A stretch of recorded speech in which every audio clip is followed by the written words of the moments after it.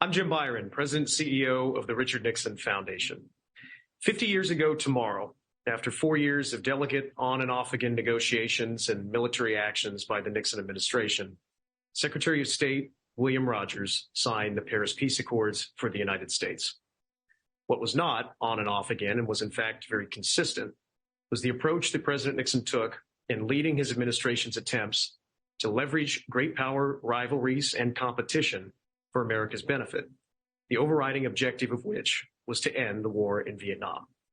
To discuss Nixon's grand strategy for ending the war in Vietnam, I'm pleased to welcome Pierre, the Dwight E. Stanford Chair in American Foreign Relations at San Diego State University, Neil Ferguson, Milbank Family Senior Fellow at the Hoover Institution, Rana, Professor of the History and Politics of Modern China, University of Oxford, my colleague Mark Updegrove, President and CEO of the LBJ Foundation in Austin, Texas, will moderate this discussion, and I turn it over now to Mark. Thanks so much, Jim, and welcome, Neil, Pierre, Rana, for what I know will be a very enlightening discussion on President Nixon's grand strategy to end the war in Vietnam and the peace agreement that came into play 50 years ago tomorrow. But I should remind our audience that you can get into this discussion as well by tweeting your questions to @Nixon Foundation, or if you're so inclined, emailing them to info@nixonfoundation.org. So, gentlemen, let's start with, before we get into the Nixon administration, what was going on in Vietnam and the world prior to Nixon taking office in January of 1969. Pierre, let's start with you. How would you characterize the situation in Vietnam leading up to the Nixon presidency in 1969? I think that one of the elements that Americans looking at the war in Vietnam tend to forget is that fundamentally, whatever's going on in Vietnam by the time Nixon becomes president is a civil war. This civil war breaks out in 1945 as the communists attempt to assert their jurisdiction over all of the Vietnamese geo-body, and then it gets kind of dramatically escalated, intensified, and internationalized owing to the Cold War. The French will attempt to recolonize starting in late 45, 46. And essentially at that point, the French war becomes kind of juxtaposed over this ongoing Vietnamese civil war. And then as we know, the French eventually leave, the Americans come in, but that civil war is ongoing. So we have a kind of a 30-year civil war that unfolds in Vietnam as the French, then the Americans, Johnson, and then Nixon become involved in all of this. So when Nixon's elected to the presidency, I mean, fundamentally, again, for the Vietnamese, it doesn't really change anything. Of course, it raises concerns in Hanoi because the North Vietnamese have an understanding of the kind of man Nixon is. It kind of elevates optimism somewhat in Saigon, but it really remains to be seen how Nixon will kind of change dynamics among Vietnamese themselves and between northern and southern Vietnam. Neil, how would you put American perspective during the same period? What's happening here in America? Well, of course, Pierre is right. The United States, in a way, becomes the unwitting heir of a French project of recolonization. And it's important to recognize that the mission creep was quite gradual. One could say it even began under Eisenhower. It certainly was going on under John F. Kennedy. But it was Lyndon Johnson who allowed the American commitment to South Vietnam to escalate massively. And I think it's important to understand that this was one of the greatest failures of American foreign policy making, a failure partly of process. Johnson was not a great strategist. He was a great domestic political operator. But when he took the tactics that had made him master of the Senate and applied them to foreign policy, the results were pretty bad. He was, of course, aided and abetted by an incredibly talented national security team, And so this was a failure in many ways made in Harvard.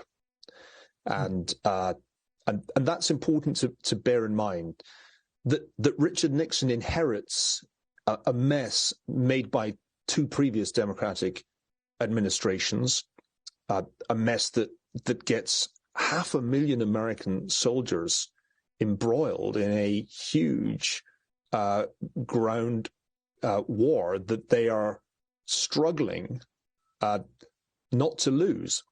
That is the strong impression that the American public has by 1968. It's the destruction of Johnson's own ambitions. It rules out a second term for him. It is the dominant issue of domestic politics in 1968, although, of course, there were many other burning issues at that time, not least race relations. It's hard for us today. We keep telling ourselves that the country's terribly divided today, that we have appalling polarization. And yet when you go back and look at the atmosphere in 1968, when leading figures were being assassinated and the violence in cities and on campuses was much worse than anything we've seen in recent times, you realize that really was an extraordinary time of upheaval in American politics. And I think I'll add a couple more points. It can't be understood separately from the Cold War, the grand and sustained global struggle between the United States and the Soviet Union. Although there's this legacy of decolonization, the real story here is that the Soviets, in arming North Vietnam, were hoping to succeed where they had not succeeded in Korea. They had not managed to gain total control of the Korean Peninsula, but here in Vietnam, there seemed a better shot of achieving total communist control of all of Vietnam and perhaps all of Indochina, because it's worth saying from the outset that we talk about a Vietnam War, but Cambodia and Laos were soon to be drawn into the conflict. And I think none of this makes sense until one realizes that the United States, by 1968, was discovering the limits of its power. If that power had seemed unlimited when John F. Kennedy was sworn in, by 1968, the limits were all too clear, partly in economic terms, but more in terms of what American domestic consensus could take. And what it clearly could not take already by 1968 was the necessary effort to win the war in Vietnam. And that's the mess that Richard Nixon inherited. I'll pause there. Let me just ask a follow-up question. What is Lyndon Johnson's principal failure in his strategy in Vietnam to that point? Well, I think it was Henry Kissinger, who became Nixon's national security advisor, who got this right at the time, criticizing Johnson in his role as Nelson Rockefeller's a close advisor. Johnson tended to think in terms of boxing, and he would throw punches. But the throwing of punches, whether it was air power or ground forces, was not well coordinated. This was Kissinger's critique with the diplomatic moves that Johnson made. Kissinger wrote a damning Foreign Affairs article about the war in Vietnam shortly before he discovered he was going to be Nixon's national security advisor. This was quite embarrassing. He wanted to try and avoid the article being published, but it was too late. And the article reads extremely well today, not surprisingly, because Kissinger had been to Vietnam several times in the mid-60s, had been tangentially involved in Johnson's peacemaking efforts. And it's in that article that Kissinger sets out the near impossibility of victory, and sketches out how he imagines it might be possible to salvage what came to be known as peace with honor. And I'm struck as I revisit that essay and then think about the subsequent events by how consistent Kissinger was. He certainly had no illusions going into the White House in 1969 that this war could somehow be won. from the outset, he understood his role as being to extricate the United States from an unwinnable war against a guerrilla enemy that had ultimately time on its side and the motivation of its people on its side. And I think the critique of Johnson stands up well too. I used to teach a course at Harvard, perhaps Rana, when he moves there, can create something similar. And one of the classes in that course focused on the decision to escalate that Johnson took after his election victory of 1964. And it's a fascinating case study in strategic disaster, because the arguments for escalation are so constrained by Lyndon Johnson's domestic political priorities that the US escalates enough to get completely bogged down with a massive land army. I mean, just reflect on how much bigger this was than any deployments in Iraq or Afghanistan. It deploys this vast force and yet does not do enough to win, doesn't even have a clear vision of what victory looks like. So I think it is a case study in strategic failure, and the failure was Lyndon Johnson's. I think one has to understand in any discussion like this that Richard Nixon inherited an almost unsalvageable failure from his predecessor, and a lot of subsequent discussion forgets that until one almost feels, reading, Christopher Hitchens at his most polemical, that it was Richard Nixon and Henry Kissinger that started the Vietnam War. Their hard task was to try to extricate the United States from its biggest strategic blunder. And I want to underline how hard that task was. The notion that one hears sometimes from the armchairs of academia that there was an easy way out, I think we must be very skeptical about. Rana, let's pan out to the world. What is happening in the world just prior to Nixon taking the White House in 1969? Thanks, Mark. Well, we've had such a lot laid out there for us that giving the bigger picture is quite the challenge. I want to start to answer that question by first focusing in on the country, which, of course, very soon would be at the center of attention for Richard Nixon and Henry Kissinger. And that, of course, is China. And I think it's in understanding China and its part it's part of that global triangular relationship with the Soviet Union and with the United States that we have to understand the wider context of what happens eventually in 1973 with the Paris Peace Accords. But 1969 is setting the ground for that. So first of all, I think it's worth remembering that this is a period when the Cold War is in a very, very unstable environment, sometimes with those three legs, if you want to call it that, the People's Republic of China, the Soviet Union, and the United States of America. We might think of it as a tripod, but if so, it's a tripod where the third leg, if that's what China is slightly different length to the others and slightly unstable. And I think that's not necessarily a bad analogy for why this period is so difficult. And it's important because actually, I'll stop the tripod analogy at this stage. I don't want to take it too far. But in terms of the Chinese desire to try and remake its position in the world, a lot of what's going on both at home and abroad shape that question of how the Cold War develops actually really for the remaining 20 years of its existence into the 1980s. So first, just one domestic thing about China before I widen out for a minute or two into the world again. And that is that this is a period of the utmost turmoil. It is the Cultural Revolution. The Cultural Revolution has kicked off in 1966. It's at its height between 66 and the beginning of 69, the Red Guard period, the one that, of course, has become, icon in millions of photographs, Mao standing at the center of Tiananmen Square in the center of Beijing, and fervent young men and women waving little red books while wearing green uniforms. And from the foreign policy point of view, this made this an absolutely hopeless time to try and have a sensible conversation. So I think we have to accept a great deal of what Neil has said in terms of LBJ and his shortcomings. But we should remember that there was one important element when he was looking to try and make, or at least when his State Department was trying to have sensible conversations with the Chinese.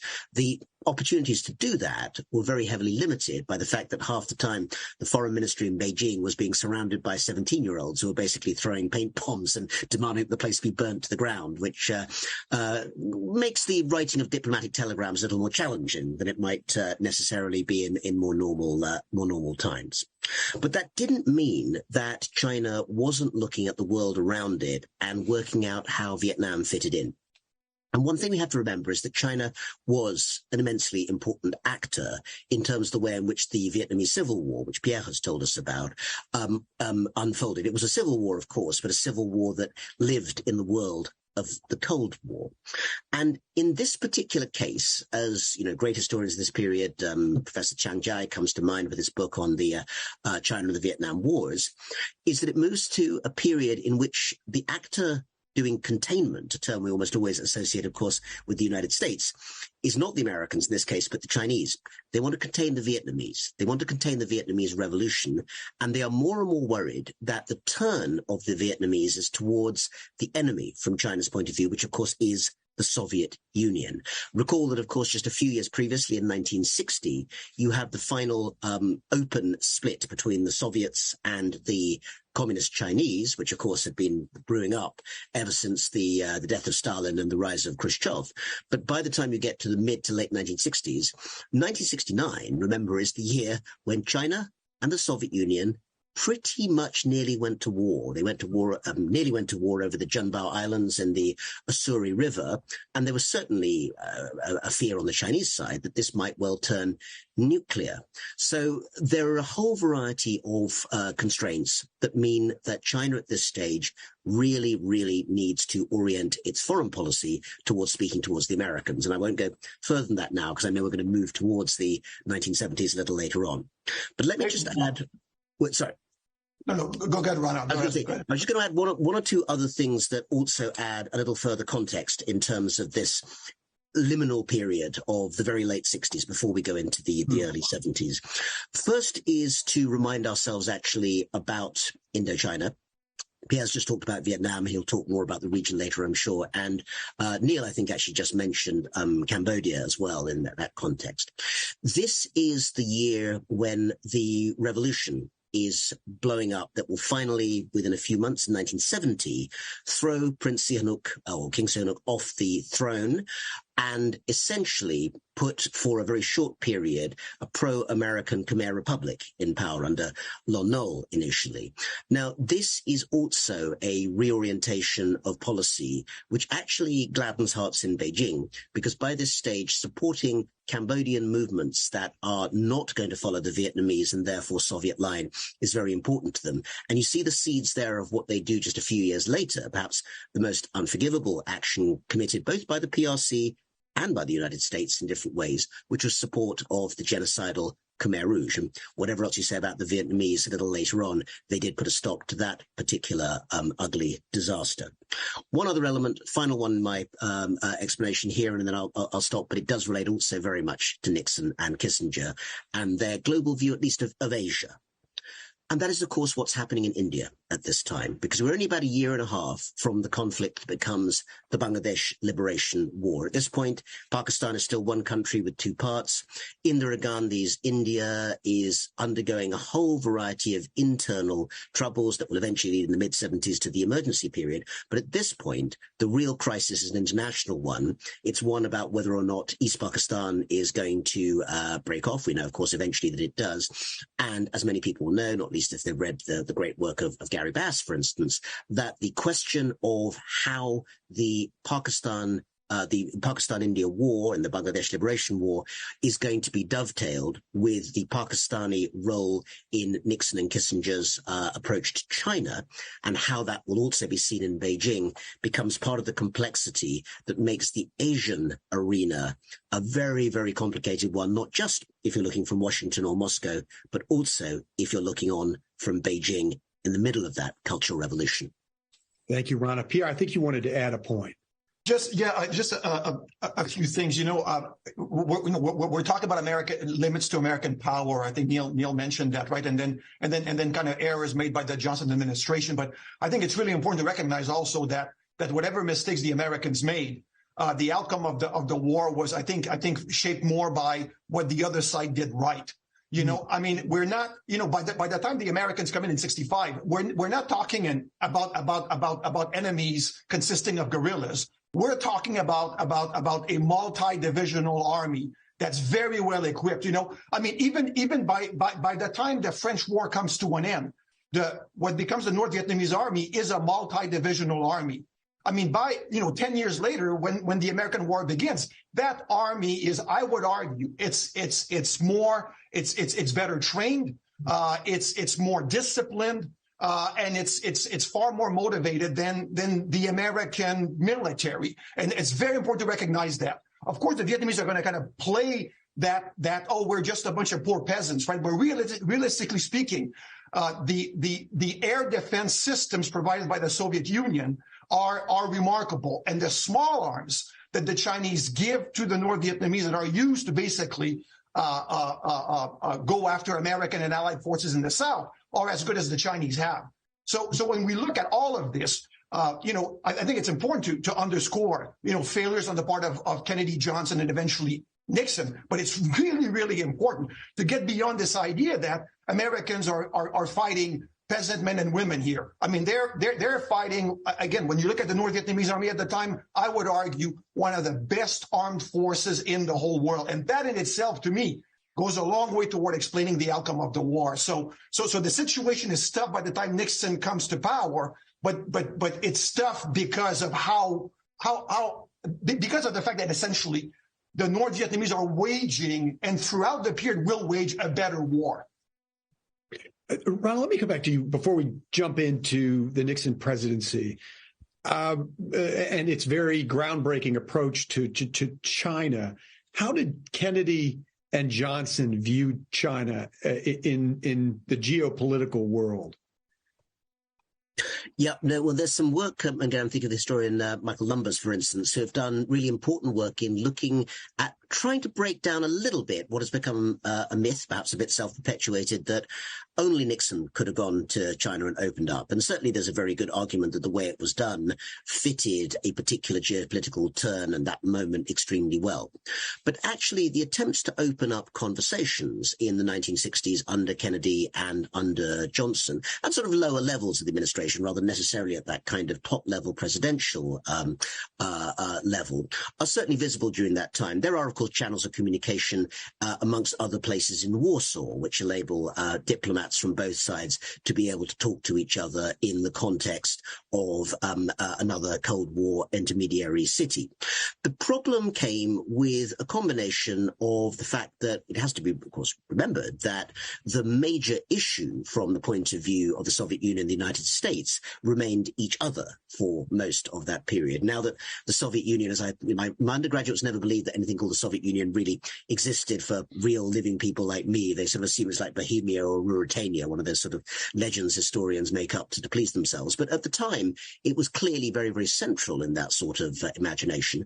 And combined with the fact that foreign policy really became very, very difficult indeed to operate in the Cultural Revolution, along with the overall, and again, just worth remembering, we know this, but sometimes it's hard to realize it. The fact that China did not have proper diplomatic relations with the United States, and actually really with a variety of other major Western powers. It didn't have full diplomatic relations with Britain until 1972, and there are other examples as well. Along with the fact, of course, it doesn't have the United Nations seat either, so there's no chance of having those behind-the-scenes conversations in New York, which you could do for the Soviets and various other countries which the US found problematic. So all of that, I think, came together to mean that the attempts that were made and were real were useful in terms of brush clearing, but it did take that real change, that shift in the late 60s, early 70s to bring about the change that we now think of as the American approach to China and vice versa.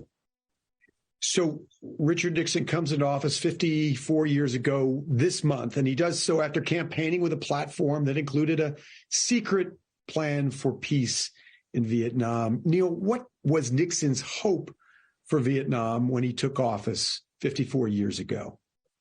Well, it's fascinating to go back to the deliberations of 1969, the very first national security study that the Nixon administration commissioned was on Vietnam. And Kissinger's role was, in a sense, to canvass opinion from all the many agencies that had a Vietnam policy. He'd made the point before coming into office that there really wasn't a Vietnam strategy. There were all just bunch of agencies pursuing their own strategies. And in the course of 1969, there was a heated debate within the administration. And that debate ultimately produced the idea of Vietnamization. Mm-hmm. And it took months to arrive at that decision. But the key decision was to start reducing the number of U.S. troops in Vietnam, and to do it in return for nothing. And this was an argument strongly favored by the Secretary of Defense, Mel Laird, and opposed by Kissinger, who thought that it would, he used the analogy of salted peanuts, the more troops came home, the more troops Americans would want to come home. But that was a key decision of 1969. And it's important to emphasize that Richard Nixon, with astonishing speed, reduced the number of American troops in Vietnam. Now, that didn't mean some kind of surrender was intended. On the contrary, Nixon also wanted to apply pressure on Hanoi, even as he was withdrawing troops. How did he do this? Well, the first step in this direction was to bomb North Vietnamese bases in Cambodia, to do it secretly. And this, I think, is the key to what Nixon had in mind. Because he had an extraordinarily sophisticated grasp of what would fly in American politics, he knew that he had to get the troops out and reduce the casualty numbers. You know, enormous numbers of American young men were being killed in the battlefields of Vietnam in 1968. Nixon's first goal was to try to reduce that number.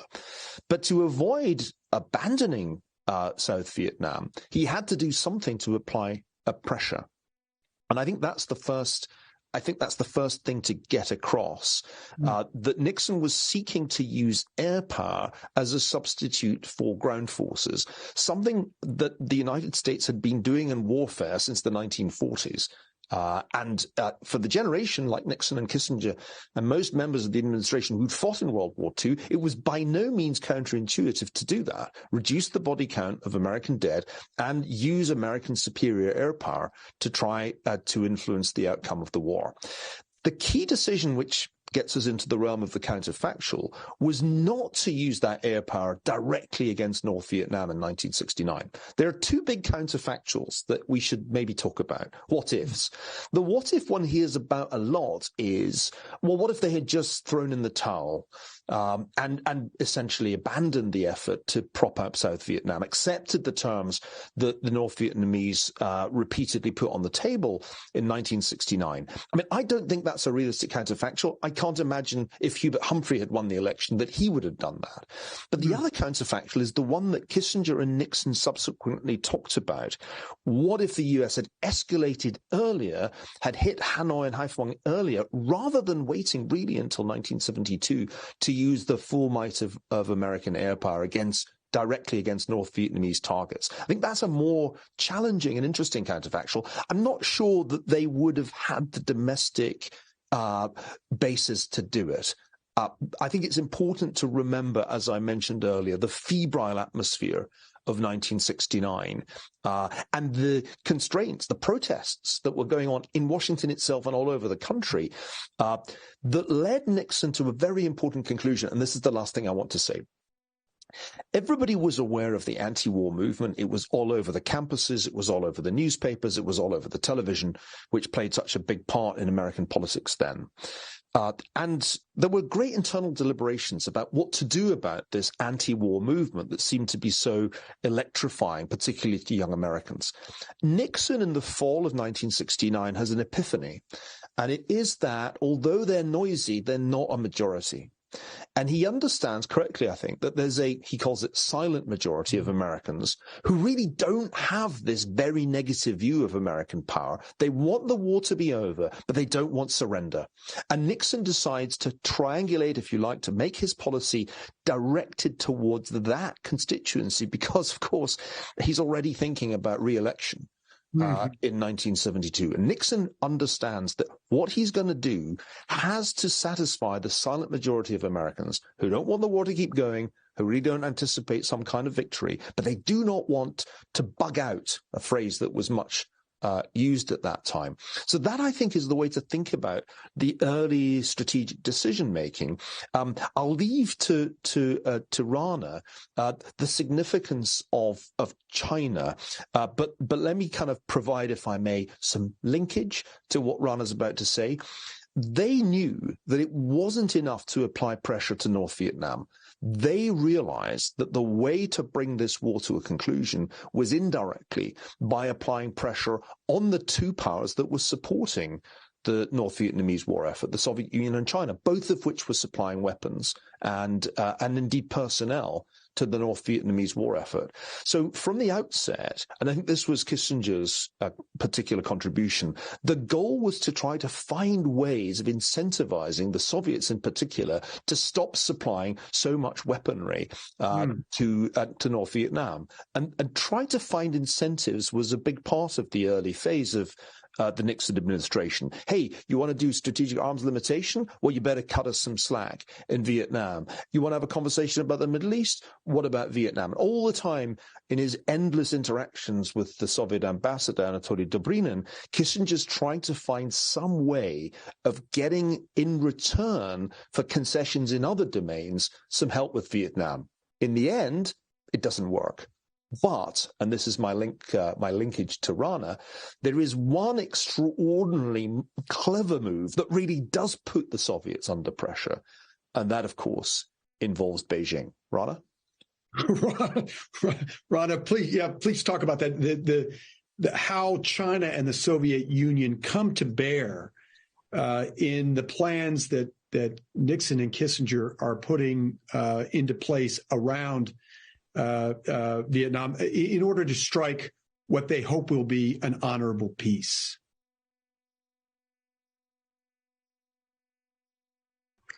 Absolutely. Well, it's worth remembering, and again, just to sort of have the kind of chain of continuity here, in a couple of minutes, I think Pierre is going to come back in on the Vietnamese, is that every single one of these major actors, China, the United States, the Soviet Union, is seeking to use the Vietnamese Revolution as a tool in service of its own ideological aims. And the Vietnamese themselves have rather different ideas in many cases, not least about how they want to construct their own country. But let's look at that geopolitical scheme that is being woven at this particular moment. First of all, it's absolutely right to say, as Neil just did, that both the Soviet Union and the Chinese are supplying arms to the Vietnamese, and both of them do want the Vietnamese Revolution to succeed. But of course, rather like warring parents who aren't talking to each other, they want the Vietnamese Revolution to succeed for rather different reasons, and they'd rather that the other parent didn't get the credit. So in this particular case, there is a very strong sense on the part of the Chinese that they do want the Vietnamese to have a successful revolution, but perhaps rather more slowly than the Soviets want them to do. And that's one of the dynamics that really shapes what's going on here during these years. So to give a particular example, there are visits from some of the top Vietnamese communists to Beijing when they get wind of the idea that it may be the case that Mao and Zhou Enlai are going to invite Richard Nixon, to the US president, to visit China. And the Vietnamese, at least some of the Vietnamese communists, really don't think this is a very good idea. They're not keen for this to happen at all.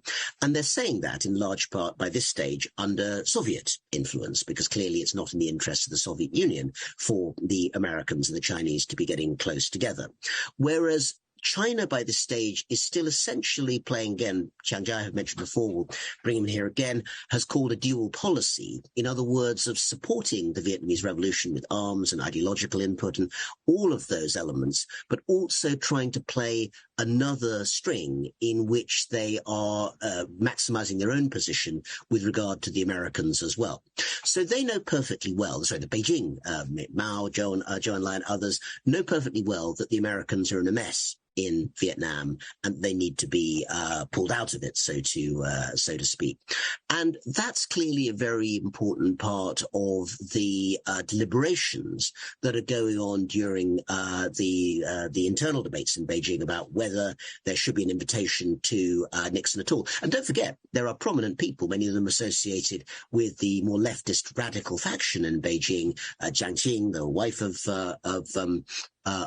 Mao, and the other figures who become part of that group that sometimes becomes known as the Gang of Four, are really, again, not very enthusiastic for this direction. And again, while much of the detail of why Lin Biao, the then leader designate to follow Mao, the defense minister, who in 1971 took off in still very mysterious circumstances with his family in a fighter jet fleeing Beijing and crashed in Outer Mongolia. All of this is linked to a whole variety of issues, including domestic politics. But the question of opening to America is very central to all of that. So in that particular set of circumstances, the desire of Beijing to essentially try and play both tracks is a very important part of its outreach to America, because it knows that the Soviets are not going to be pleased with that. It's also an important part of the developing situation in terms of Chinese support for the opposition in Cambodia, which will also blow up and become much more of an issue during the years both leading up to the Paris Peace Accords and afterwards as well. But again, if we're playing Jane, I should say that Pierre would probably have quite a lot to say about what the Vietnamese thought about the Chinese approach as well. Well, that's precisely where we'll go, Rana. Pierre, let me just go back to the speech that Neil referenced that President Nixon delivered on November 3rd, 1969, which he talked about the silent majority, but he talked about the changing approach to the war from the new administration. He said, in the previous administration, we Americanized the war in Vietnam. In this administration, we are Vietnamizing the war for peace. What was the response to what became known as Neil mentioned, as Vietnamization by the Vietnamese? How did they respond? So just, Nixon is not, again, it's a Vietnamese civil war, right? It's always been a Vietnamized war. What Nixon's really doing is de-Americanizing the war, right? So the Vietnam War, the Vietnamese Civil War, is Americanized in 65, and then undergoes a process of gradual de-Americanization starting in 1969, right? So and slowly but gradually we're going to return to the pre-65 situation in Vietnam, right? So for the Vietnamese, the response doesn't really matter much. And this idea of Vietnamization simply means what both Hanoi and Saigon expected all along, that at some point the Americans would either capitulate or leave gradually or suddenly. Just a quick note here, because about Nixon's strategy, right? Because France is looming very large here. This idea of Vietnamization, as Nixon presents it, right? I mean, it's essentially based on the French policy of jaunissement, which they introduced in 1949, right? Starting in 49, the French tried to alleviate the burden on their own forces and colonial forces by making more Vietnamese fight. And they call this the yellowing of the war, right? Le jaunissement de la guerre. And that's basically, in a way, what Nixon's doing here, right? And then beyond that, in terms of kind of talking about peace with honor, that's de Gaulle in Algeria, right? For de Gaulle, it wasn't peace with honor. It was basically peace in honor, like la paix dans l'honneur. And then when you look at Nixon taking his time to pull back, that's again de Gaulle in Algeria, right? It took de Gaulle 4 years to get France out of Algeria. So France is looming very, very large in all of this. A point about the Soviets and the Chinese, right? Of course, they're really providing a lot of assistance to Hanoi. But what's really shocking about all of this is that Hanoi, despite all of this, never feels beholden to either Moscow or Beijing. Hanoi is just shockingly autonomous throughout this whole process. As Saigon, by the way, is going to be vis-a-vis the Americans, Nixon's about to find out in late 1972. So hard as they'll put pressure on Hanoi to desist, none of this will really amount to anything. And if anything, as much as the Soviets, the Chinese are trying to use the Vietnamese to meet their ends, I would argue that the Vietnamese are much more successful at using the Soviets and the Chinese to meet their own rather narrow and revolutionary aims as they themselves understood them. You know, the launching of the Spring Offensive in 1972, right, which is actually bigger than the Tet Offensive. I mean, there was no consultation of Beijing or Moscow. In fact, both the Chinese and the Soviets are shocked, angry, surprised by all of this. And to me, it's just a testament to not only the audacity of Hanoi, but also to its independence relative to its allies. And that's the thing. I mean, it's, you know, certainly Nixon will score big by going to Moscow and to Beijing in 1972, but it doesn't translate into anything as far as the Soviets and the Chinese and their influence on Hanoi is concerned. Hanoi will become concerned about potential abandonment, but it's a response to Hanoi's own strategic calculations and not to what the Soviets or the Chinese are telling them to do. And again, going back to the Soviets and the Chinese, Hanoi understands how flaky they are. At the onset of war in 65, right, when you look at 1965, the Soviets don't want this war. The Soviets are going to actively urge Hanoi to negotiate with the Americans. And the Chinese, on the other hand, are pushing really, really hard in 63, 64 for Hanoi to actually go to war in the South. And part of that is a manifestation of the Sino-Soviet split, right? And the next thing you know, the Soviets become more engaged in the war, especially after the U.S. starts rolling thunder, the sustained bombing of northern Vietnam, as the Chinese then start to reconsider their militant stance vis-a-vis the war in Vietnam and then the world revolutionary process in general. And Hanoi is aware of all of these things, right? That its own allies, reliable as they are in terms of providing hardware for the fight, can also be kind of, you know, fickle when it comes to their own strategic priorities. And I think that's one of the reasons why Hanoi never really kind of pays close attention to what the Soviets, the Chinese are telling them, which by the way, the Soviets and the Chinese will complain about. I found these great documents in the French archives where Soviet diplomats in Hanoi are telling their French counterparts that, you know, we really feel sorry for you, the French, having to fight these guys and try to colonize them because, you know, we're their friends and they're not talking to us. They're not telling us anything. They're treating us as though we're nothing to them, which again, you know, given Vietnamese strategic purposes, Vietnamese communist strategic purposes, became kind of a non-issue, despite the fact that they're so heavily reliant on assistance from the Soviets and the Chinese. Pierre, you touched on this, but let me just follow up with this. How can Hanoi be so boldly defiant to these two behemoths, China and the Soviet Union? How is that possible for them? Hanoi understands the Sino-Soviet split better than anyone else in the world, I would argue. So they know that whatever they do to the Soviets will still have to support them, if only so as to not justify Chinese denunciations of the Soviets as revisionists who don't care about the world revolution, and vice versa, right? The Chinese, one of the kind of essential features of the Sino-Soviet split is the Chinese claiming that they are the true standard bearer of the world Marxist-Leninist cause. And the Vietnamese understand this. So whatever they tell the Chinese, they don't really have to care because they know the Chinese will have to keep supporting them, if only so that their image internationally remains one of China committed to world revolution and being more Marxist-Leninist than Moscow. There's a remarkable strategic manipulation here on the part of Hanoi of the Soviet Union and the Chinese. And ironically enough, for this Sino-Soviet split, which could have been a serious liability for Hanoi, turns out to be one of its biggest assets. I mean, again, the Soviets never wanted this war in Vietnam, but they get into it because of the Sino-Soviet split. Because once the Americans start bombing, then they're on the spot. Will you help a Marxist-Leninist ally, or will you abandon it, as the Chinese have argued you abandoned Cuba in 62? And so you know, just like, you know, Johnson in a way is reluctant to become involved in Vietnam, but does so anyway. The Soviets, as of 1964, 65, are similarly very reluctant about getting involved in Vietnam. But as Rana and Neil have mentioned, because of larger considerations, because for the Soviets, the Chinese, like for the Americans, this was never about Vietnam. This was about larger geostrategic considerations. For the Soviets and the Chinese, this is something that we just have to do given our commitments to other parts of the world and given how that same world is going to judge us based on our actions in Vietnam. You know, just like the spotlight is on Ukraine today, at that time it was on Vietnam. You just couldn't avoid it. You couldn't ignore it. And the Vietnamese were very much aware of that. And through really clever diplomacy, were able to get guns from the socialist camp as they're getting moral and political support from the third world, from the Western world, including from the Americans themselves, by the way. I mean, that's just genius. Imagine that, right?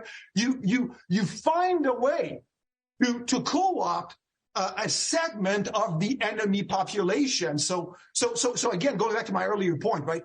When we look at the situation Nixon inherits, and fundamentally his failure to really change a whole lot about it, it has less to do with the things he tried to achieve than what the enemy managed to accomplish.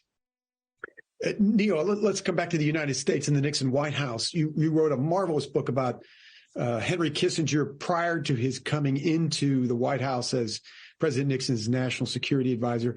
But talk about the role that he played in shaping policy in Vietnam and how his views matched up to President Nixon's.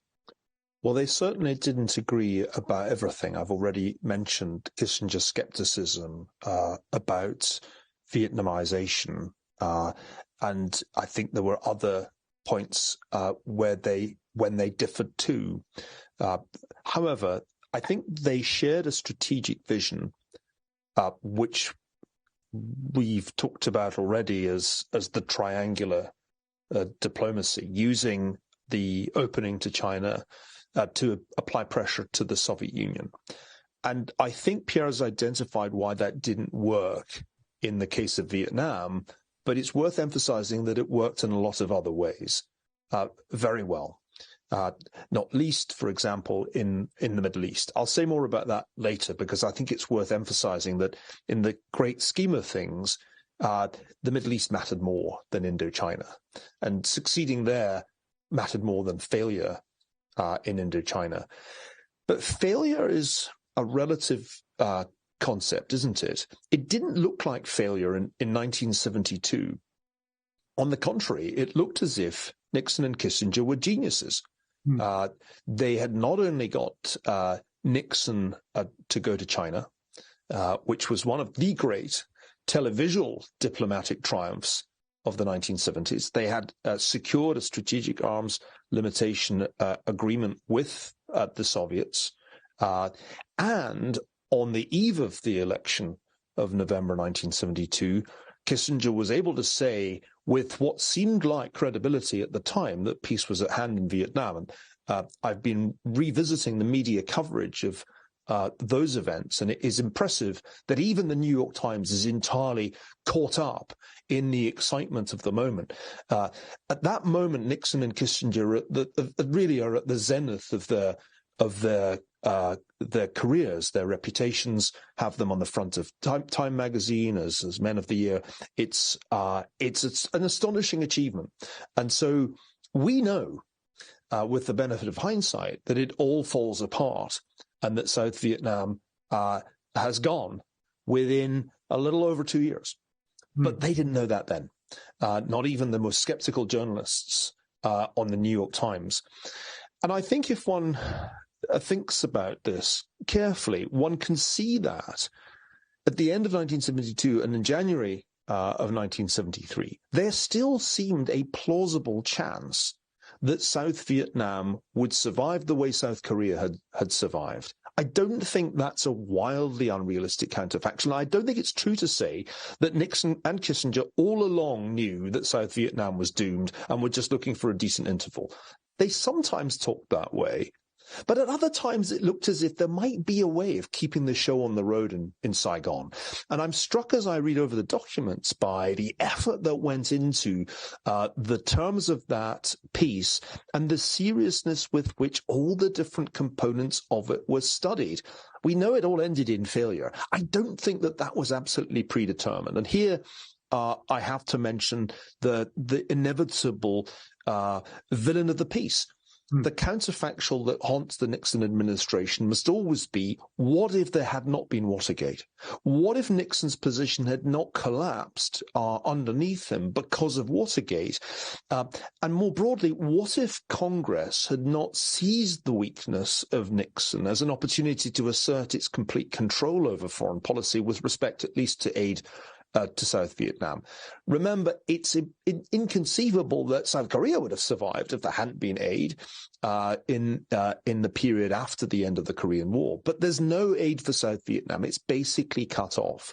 And to this day, Henry Kissinger argues, not, I think, insincerely, that South Vietnam had a shot in 1973, but without sustained American aid, and without, therefore, congressional support, it didn't have a shot. That seems like a very, very important dimension of this story. Neil, before we go to Rana to talk about the China dynamic in here, as Nixon and Kissinger are looking at the world at this point, what is their top priority? Avoiding World War III. And this is often forgotten, that ultimately, when they sit down in 1969 and hear from the Joint Chiefs what the war plan is, they're both completely appalled. Because by 1969, the logic of mutually assured destruction has established a scenario in which war with the Soviet Union means the obliteration of the United States and the Soviet Union. And I think we forget that that was the number one priority, making sure that that relationship did not produce another Cuban Missile Crisis. And of course, Cuba was back on the agenda before long in Cienfuegos. So I think that's the top priority. And we forget now that making sure that relationship was stable was the number one preoccupation. That's why Kissinger spends so much time with Dobrynin, makes him almost the most important interlocutor that he has in the world. And I think the way to understand Richard Nixon is in terms of strategic hierarchy. There is a hierarchy of priorities. I've mentioned number one, and then you come down and you say, well, to get some leverage with the Soviets, the opening to China is the ace. And it's an ace that I don't think Humphrey would have played. Worth remembering now that Humphrey was entirely conventional in his view that China was just a crazy place that you couldn't deal with, and the key was the Soviet relationship. So I think Nixon is boldly original in accepting the overtures from Mao and seeing all that could be done with that. And Vietnam's kind of third. Because getting out of Vietnam is something that I don't think by 1973 it's nearly as important as these other issues. Because by that time, with the American troops home, interest in the war has substantially diminished. It's no longer the number one issue, though it is for some journalists. And I mentioned already the Middle East. In 1973, it becomes clear that that's the place that really matters in Cold War II, in Cold War I, rather. And in this region, it really is a tremendous American achievement to essentially shut the Soviets out, kick them out. They ceased to be major players in the course of 73, 74. So that's the way I would think about this. Vietnam is the number one issue in 1969. It really isn't after the election of 1972. Rana, how does Nixon's plan to open China relate to his grand strategy in Vietnam? Well, at the most basic level, it's clear that there's a whole. I mean, Neil, I think, has it exactly right. Actually, he's right on the money. That essentially neutralizing or making the Vietnam War no longer problematic from the point of view of an American electorate goes hand in glove with this wider dynamic, which both, of course, creates the image of Nixon as a statesman who can go places where other people can't. I think I broadly agree with Neil. I would say, remind again that there were efforts before that to try and open to China. And I do slightly wonder even if Hubert Humphrey, counterfactual is always difficult to do, although Neil is the master of them. I know if you haven't read his book, Virtual History, I highly recommend you do so. But in that context, the idea that actually China, which of course under its own dynamic was certainly seeking under its more moderate members of government, Zhou Enlai and others, to open up by the early 1970s, would have simply refused to open up to any kind of possibility of talking to the Americans, I think is less likely. I think something would have happened. But I would absolutely say that the boldness of the Nixon-Kissinger gambit is something that shouldn't be denied and absolutely has to be acknowledged as really very, very distinctive. And that fits, I think, into the idea that essentially Asia is, broadly speaking, reduced in significance overall as an area of immense concern. And so, again, I think Neil's sort of, what would you call it, priorities list is a useful thing to have in mind. If by about 1971-3, you can argue that to some extent the Nixon-Kissinger administration has managed to make the East and Southeast Asian arena one that is much, much calmer than it would have seemed just a few years prior to that. And the eventual fall of South Vietnam isn't something that matters in the way that it would have done 5 years previously. That the India-Pakistan question, which I mentioned, which had the potential to break out into a much, much greater and much more destructive war in South Asia, was no longer a question that no longer an issue which could have spread further after the ultimate establishment of Bangladesh in 1971. The Middle East, again, 1973, not the greatest year for the Middle East, but nonetheless, very, very active efforts to try and calm that down. And a détente program, which actually in many ways holds all the way until the Second Cold War, if you want to call it that, emerges with the freezing again of Soviet-US relations in the early 1980s. It's worth adding one other thing also on the Chinese side, that perhaps a slightly surprising duo to back up Neil's idea, and Pierre's idea, I think, as well, actually, that the 1973 Paris peace agreements essentially take Vietnam sort of off the table as a major issue. The same issue, the same judgment, I think, was also made by Mao and by Zhou Enlai, who were actually quite pleased with what they saw emerging from the Paris peace agreements and actually wanted the North Vietnamese to lay off for a bit. I mean, Pierre will have more to say about this probably in a moment. But, basically, Zhou Enlai and the other top Chinese leaders talk to the North Vietnamese and say, this is a bit like when the Japanese were defeated in 1945, and we didn't go straight for Chiang Kai-shek. We spent a couple of years trying to look at alternatives, and we took a bit of time to regroup. And you should do that as well. So, yes, of course, you must reunify Vietnam at some point, but need you be in such a hurry? So in that sense, they too, I think, could have been in the category of people who are somewhat surprised that the Thieu regime and the South Vietnamese state disappeared as quickly as it did, since from the Chinese point of view, if things had gone on a purely linear extrapolation, I think they were expecting that state to certainly be around for much of the 1970s at least, and therefore the determination, which of course, as Pierre said, is absolutely the autonomous choice of the North Vietnamese revolutionary movement. I mean, Le Duan and others by that stage, that no, we're not going to let Beijing tell us what the pace should be. We're certainly not going to let the Americans do it, but also the Soviets are not our masters on this question. And in the end, the acceleration of the destruction of the South Vietnamese state has a dynamic that is very, very heavily driven by the ideological desires of people in Hanoi rather than any other superpower Cold War capital. So let me quote President Nixon again, who said, "I have initiated a plan which will end this war in a way that will bring us closer to a just and lasting peace. As president, I hold the responsibility for choosing the best path to that goal and then leading the nation along it." So how did he do? I want to ask each of you, if you look at President Nixon's goal, how did he do in meeting it? And I'll start with you, Pierre. For all the criticism that Nixon's been subjected to, much of which he's deserved. I mean, to me, as someone who studied the war from the Vietnamese communist perspective, that he was able to get any kind of an agreement from the North Vietnamese is quite remarkable. Despite what they would claim publicly afterwards and what many historians have claimed about, oh, this just being a piece of paper, this was so much more for the North Vietnamese. Remember, these guys had entered into an agreement with the French in 1954, right, the so-called Geneva Accords, and nothing good that came out of it as far as Vietnam's communist leadership was concerned. And so when the war with the Americans began, it's very clear that whatever happens, we're never, ever, ever affixing our signature to any sort of a diplomatic settlement.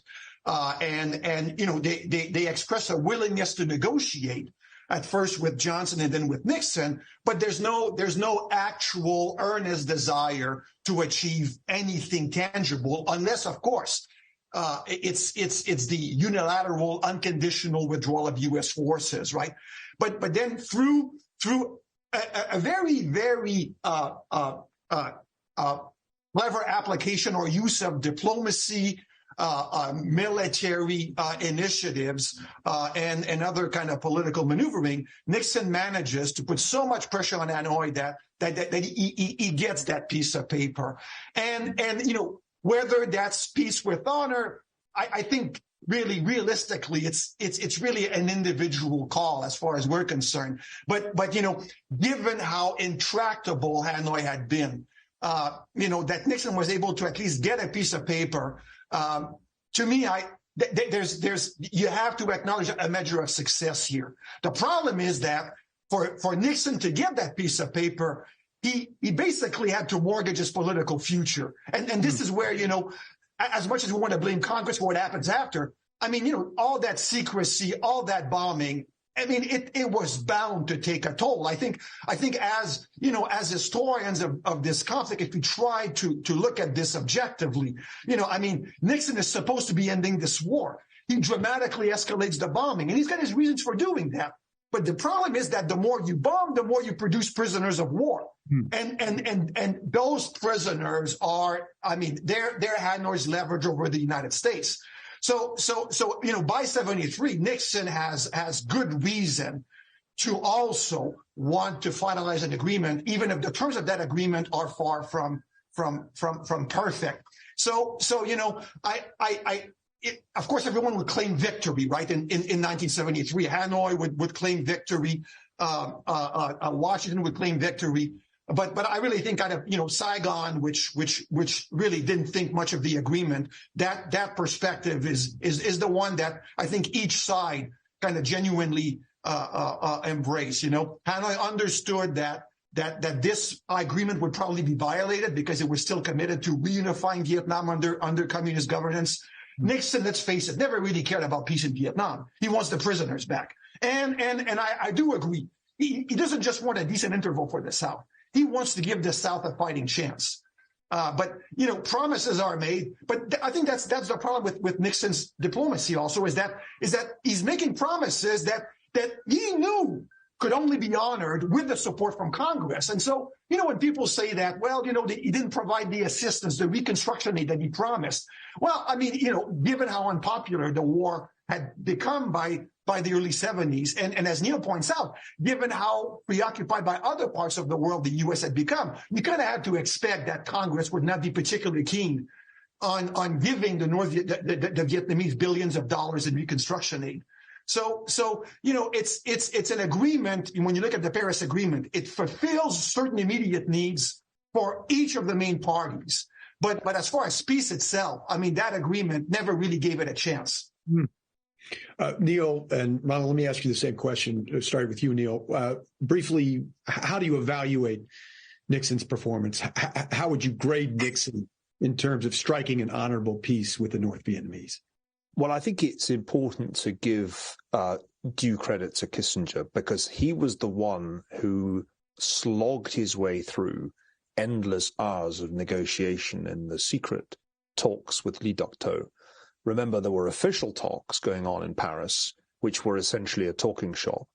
But Kissinger's rather 19th century belief in secret diplomacy did pay off. I don't think it would have been possible to have arrived at what was a compromise in the course of 72 and into 73 without that style of incredibly indefatigable, patient negotiation with the interlocutor he paid tribute to as the toughest person he'd ever had to deal with.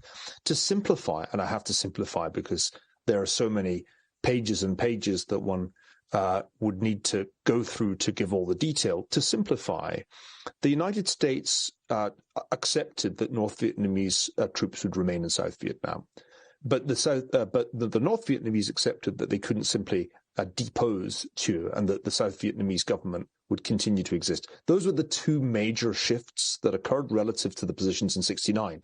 The counterfactual that the peace could have been made in 1969 can't be right, because in 1969 the North Vietnamese wanted the South Vietnamese to be effectively deposed. So that's how they arrived at an agreement. And when one thinks of how long that took, and when one remembers the crucial role of escalation to close the deal, then one has to say that Nixon achieved what he set out to achieve. He reduced the salience of the issue in domestic politics. He got American troops out, but he continued to exert sufficient military pressure that ultimately, as Pierre says, the North Vietnamese overcame their allergic aversion to precisely this kind of agreement. And I want to reiterate that I don't think it was a chronicle of a death foretold. I don't think one could say in January of 1973, this won't last, and Thieu and the Saigon regime will be gone in a couple of years' time. I think that all depended on subsequent events, and in particular depended on Nixon's collapse domestically because of Watergate. Rana, what's your view? Well, if we're doing a report card, and I think that one has to be to differentiate different elements, then there's one element that I think we can, perhaps with revisionism, give a pretty high grade to, maybe like an A/B, or as we say in Oxford, alpha/beta. Neil will remember that, I'm sure, from his days marking undergraduate essays in Oxford before he escaped to the glories of California. But then there's a second part of the report card, which I'm afraid I think is an F, and I'll tell you what both parts are. I think it is fair to say that when we look at the reality of what was possible at that time in terms of an agreement with the Vietnamese, I don't know whether peace with honor is necessarily the term we could use even now, but certainly it brought peace, and that was a very necessary and very important element of changing the geopolitical situation in a way that then enabled some of those bigger elements that we've talked about, notably I think actually contributing to the possibility of freeing up space, bandwidth, as we would now say, for Nixon, Kissinger and others to deal with détente in Europe, for instance. I mean, we know from the present day that there is a limit to the number of things that any US administration or any other administration can think about at the same time, which I think is one reason why many people are hoping that we're not going to have a major crisis in East Asia at the same time as our existing major crisis in Europe. We could come back to that. But I think in those terms, I would say that there is a good argument for saying that in the end, the Vietnamese, the Americans and the Chinese actually, I think, got really quite a lot out of what they would have wanted during that period. And the Soviets probably weren't massively unhappy either. So I think that counts as a plus in de-escalating the crisis there. And I think also I'd agree with Neil that there is, in 1971-72, some realistic sense that a government in South Vietnam out of Saigon has some possibility of being supported and maintained. I don't think that's a misleading position at all. But I do have to say something about what I would grade. Perhaps others will disagree. Very happy to have that as what I think does count as an F. And that is the bombing of Cambodia during the Nixon administration, and with the Secretary of State, so the National Security Advisor and Secretary of State very much involved in the decisions on that too. There are a lot of retrospective arguments that could be made. There are obviously geostrategic arguments about the way in which Norodom Sihanouk played both sides in terms of the ability to use Cambodia as a sort of backstage opportunity for the revolutionaries, the Vietnamese revolutionaries, to put forward to store arms and to essentially launch a second set of assaults.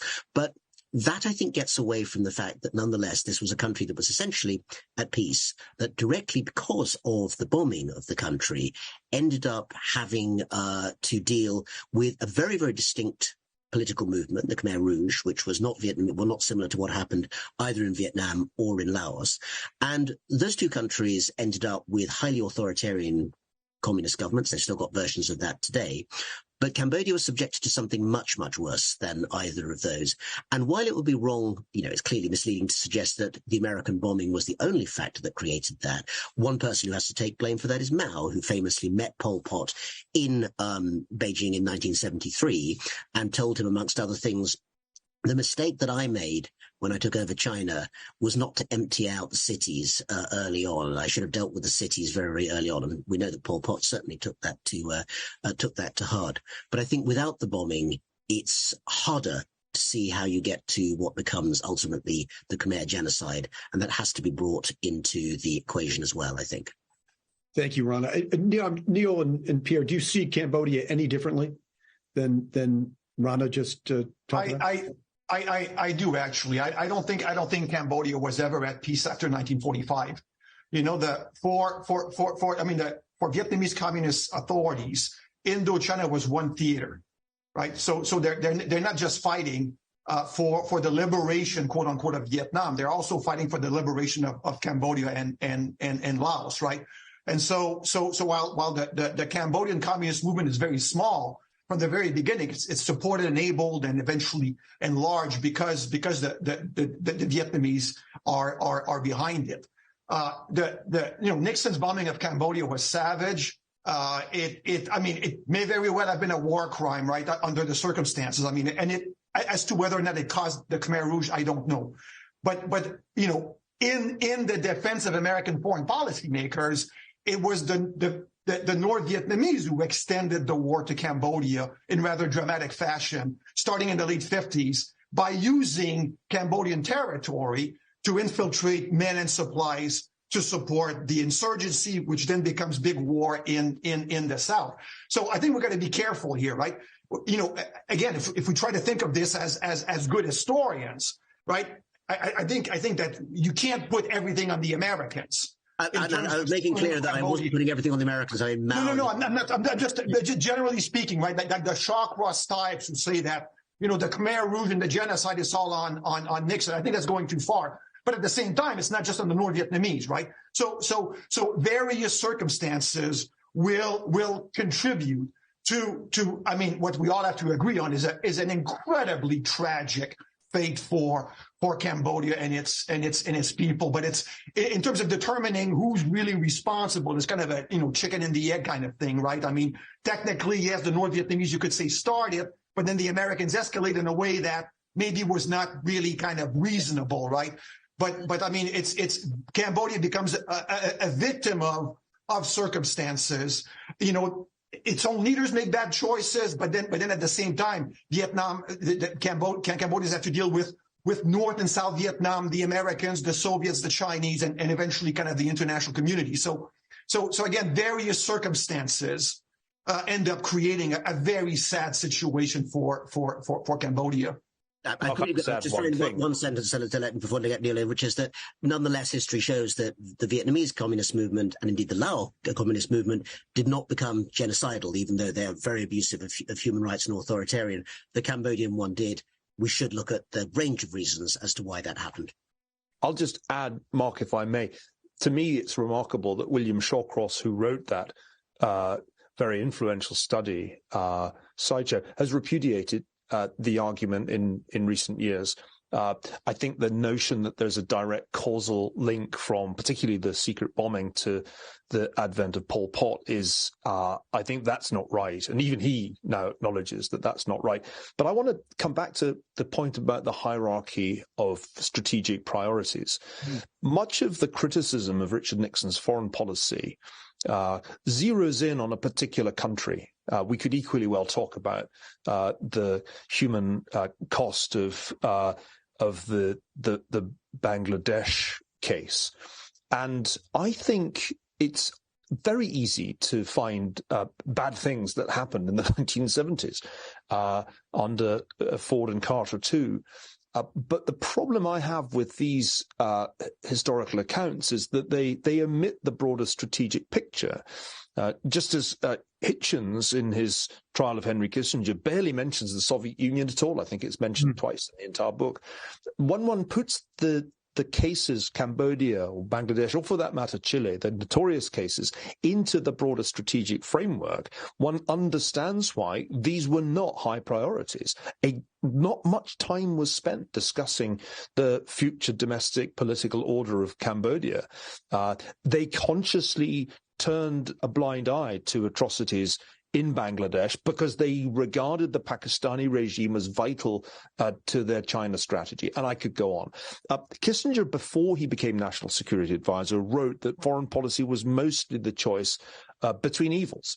And one had to try to choose lesser over greater evil in the foreign policy process. Many academics forget this and imply, not often very credibly, counterfactuals in which everybody lives happily ever after in all the different countries concerned. And we who study foreign policy rigorously and think historically know that in 1969 there was no way to foresee what Cambodia's fate would be. Indeed, probabilistically, you'd have thought it quite unlikely that a communist movement in a country in Indochina would become genocidal.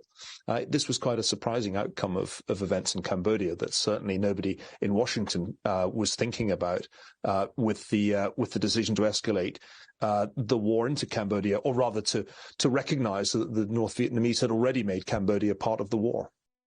We have about 15 minutes left in a discussion that I wish we could continue. But several people have asked about lessons learned. A lot has happened in the world since the Paris Peace Accords were signed 50 years ago. The Cold War ended with the collapse of the Soviet Union. We saw that America once again could get bogged down in military quagmires in Afghanistan and Iraq, and now Russia has invaded Ukraine in an attempt to once again expand the Russian sphere. So I'd like to ask each of you, what are the principal lessons that we can draw from Vietnam as we consider America's role in the 21st century? And Pierre, we'll start with you. I think going back to a point that Neil raised earlier, and that a colleague of mine here at San Diego, Greg Daddis, has been making in his own writings. I mean, there are limits to American power. There are things that no matter how great you think you are, you'll never be able to achieve, particularly if you're facing an enemy like the Vietnamese, who were dogmatically committed to this. And I want to emphasize one thing here. You know, when you look at the Vietnam War and that kind of the relentlessness of America's enemies, this is not, you know, an organic thing by the Vietnamese, right? You know, the young men and women who were fighting against the Americans, for the most part, were fighting for the same reasons that Americans were fighting, because they were told to by their leaders. So you know, what the Vietnam War underscores is that when you're facing a leadership stubbornly committed to a particular objective, which also happens to be ideologically driven, you're going to get a run for your money, because you know, I mean, when you look back on all of this, you know, yes, the U.S. caused massive death in Vietnam and could have ended the war sooner, but so could have Hanoi. And so understanding your enemy is really, really important. And to me, that's a lesson the U.S. has completely failed to learn from Vietnam, right? America's gone to war in Iraq and Afghanistan, claiming to be fighting evildoers, terrorists, and this and that, never recognizing that conceivably these enemies might be better organized than we think. And we're seeing the same thing right now in Ukraine. We keep discrediting the Russians. The military is weak. Putin is old. He's going to die. We got to start coming to our senses here when you look at other powers that we happen to have conflicting interests with, and kind of learn to appreciate them on their own terms. So I think for Americans generally, American foreign policymakers specifically, I think unfortunately very little was learned about the American experience in Vietnam. Before I ask Neil and Rana the same question, why haven't we learned that lesson, Pierre? I think, you know, I mean, for the same reasons that the Americans got into Vietnam after the French, right? Somehow you always think that now we're smarter, we're better, we're going to do things differently, and we're going to win. And you know, we always interpret history to fit our own purposes, right? I would say, I mean, if anybody has learned anything from the Vietnam War, it's Zelensky right now, because the way he's engaging the world, it's very much like the North Vietnamese War at the time, right? Kind of claiming that, I haven't done anything wrong. We're poor people. We're waging a people's war. We haven't, and we're fighting war criminals. I mean, Zelensky is doing everything Hanoi did, right? And he's succeeding, and he's taking advantage of tensions in the West between the Americans and Europeans to get all of them to give them everything that he could possibly use. And to me, the resonance between the way Zelensky's behaving and how the North Vietnamese were behaving at the height of the war, right, trying to again play that innocent victim card, which is to an extent true, but not all true, is fascinating. So I think he's learned his lesson, right? Hanoi invited Jane Fonda, Zelensky's inviting Ben Stiller, right? So there's a lot of parallels here. But I think as far as American foreign policymakers, and I guess Russian policymakers also, very little has been learned from the war in its totality. And the only time that Jane Fonda will ever get compared to Ben Stiller. Thank you. Rana, what do you think the principal lesson we should take from Vietnam in 21st century America should be? Well, I think I would give three very short ones, which come together and I think are drawn from our experience here. The first one is that 50 years on from the Paris Peace Accords and from the Nixon administration, regardless of what you think of the effects of the foreign policy decisions made at that time, and you have gathered that I think that some are very admirable and others, I still don't find actually worked out. But step aside from that for a moment and look at the level of craft that was involved in trying to see a hugely complex, holistic picture in the sum of the parts. I mean, this is an administration that had to deal with crises in the Middle East, in Europe, in South America, in Asia, in East Asia, in South Asia, and juggled them all in various ways and in many very important areas. I mentioned détente, I'll say it again, South Asia ultimately as well. And as we're talking about here in Vietnam, managed to lower the temperature. If you look back at how the Cold War looks now, there's some very, very, very dangerous times in the early 60s. There's some pretty darn dangerous times in the 1980s. And the 1970s does, in many aspects, not all, but many of them seem to be a period when détente was real.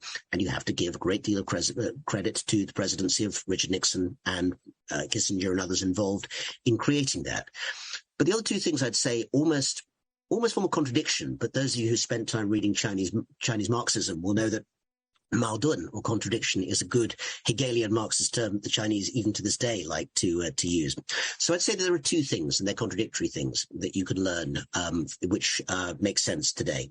The first is how important ideology is. I mean, I think I entirely agree with Pierre that young men, mostly men, not entirely, of course, in the United States, but certainly actually, of course, in Indochina, the recruitment of at least some women revolutionary soldiers was an important part of the movement too. But mostly young men being sent to the front line by their governments was because they were told to do that and because people had strong ideological beliefs.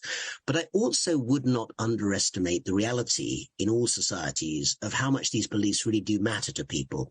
And I think, it's become a cliche, but it's worth noting that the inability of much of the American analytical establishment to understand that the Vietnamese idea about themselves was not simply a product of communism per se or even the Cold War structures, but to do with the specificities of Vietnamese history, I think is one lesson that we can apply to a whole variety of other places as well.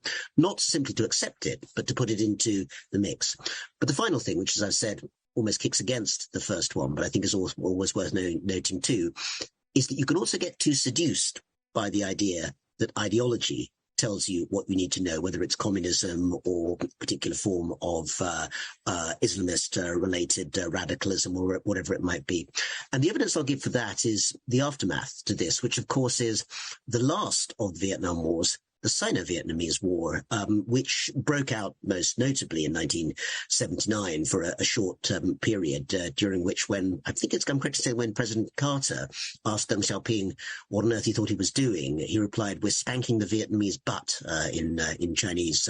And this was clearly a territorial dispute, but also one about who was going to be the ideological, rather the kind of nationalistic victor between the two sides. But the fact that both regimes clearly shared a whole variety of ideological precepts didn't prevent them going to war any more than the Soviet or the Chinese similarities in the 1950s stopped them splitting in the 60s. So ideology definitely does matter, is one thing that I think I would take from this period. But ideology is not the only thing that matters, or sometimes it'll take you in surprising directions, is the other side of what I think I've learned.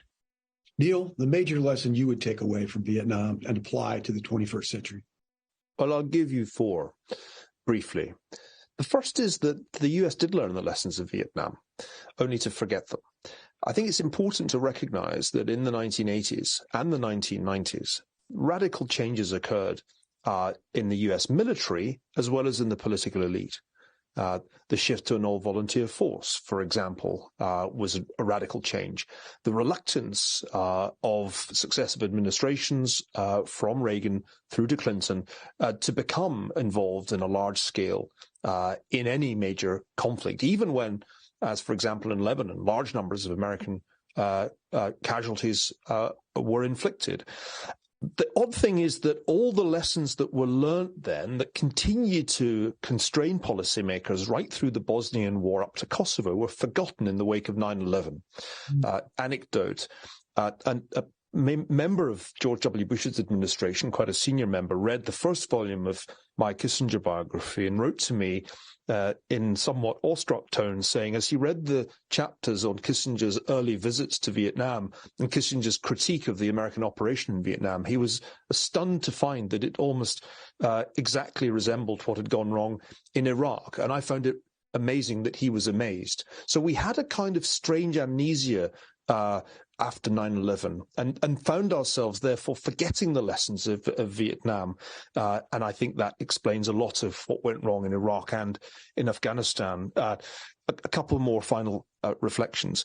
It is generally easier to start a war than to stop one. And this is highly relevant to the situation in Ukraine today. I have just come from the World Economic Forum last week. I heard a great deal of enthusiastic, indeed passionate rhetoric in support of President Zelensky. I yield to no one in my admiration for him and for the heroism of the Ukrainian people, but nobody that I heard had a good answer to the question, how does this end? And that is a huge problem. And I think the lesson we can learn from studying the Nixon administration is just how hard it is to end a war. And finally, I agree with Pierre. There's much of North Vietnam about Ukraine today, but there's also a bit of South Vietnam. When I was last in Kyiv in September, I said to Zelensky and his people, you want to be North Vietnam. Fighting while talking worked for them, but you've got to be very careful not to become South Vietnam, a corrupt administration reliant on American weapons and support. That reliance could be fatal if you expect it to be indefinite. And surely the lesson of this discussion is that you can have that kind of support for a while, but it's never going to be open-ended, no matter who's president. Neil, let me ask a question that was asked by a member of the audience relating to what you just said. Is peace with honor possible in Ukraine? I think it is. I think it's already, in a sense, achievable now because Ukraine has done so much better than anybody expected.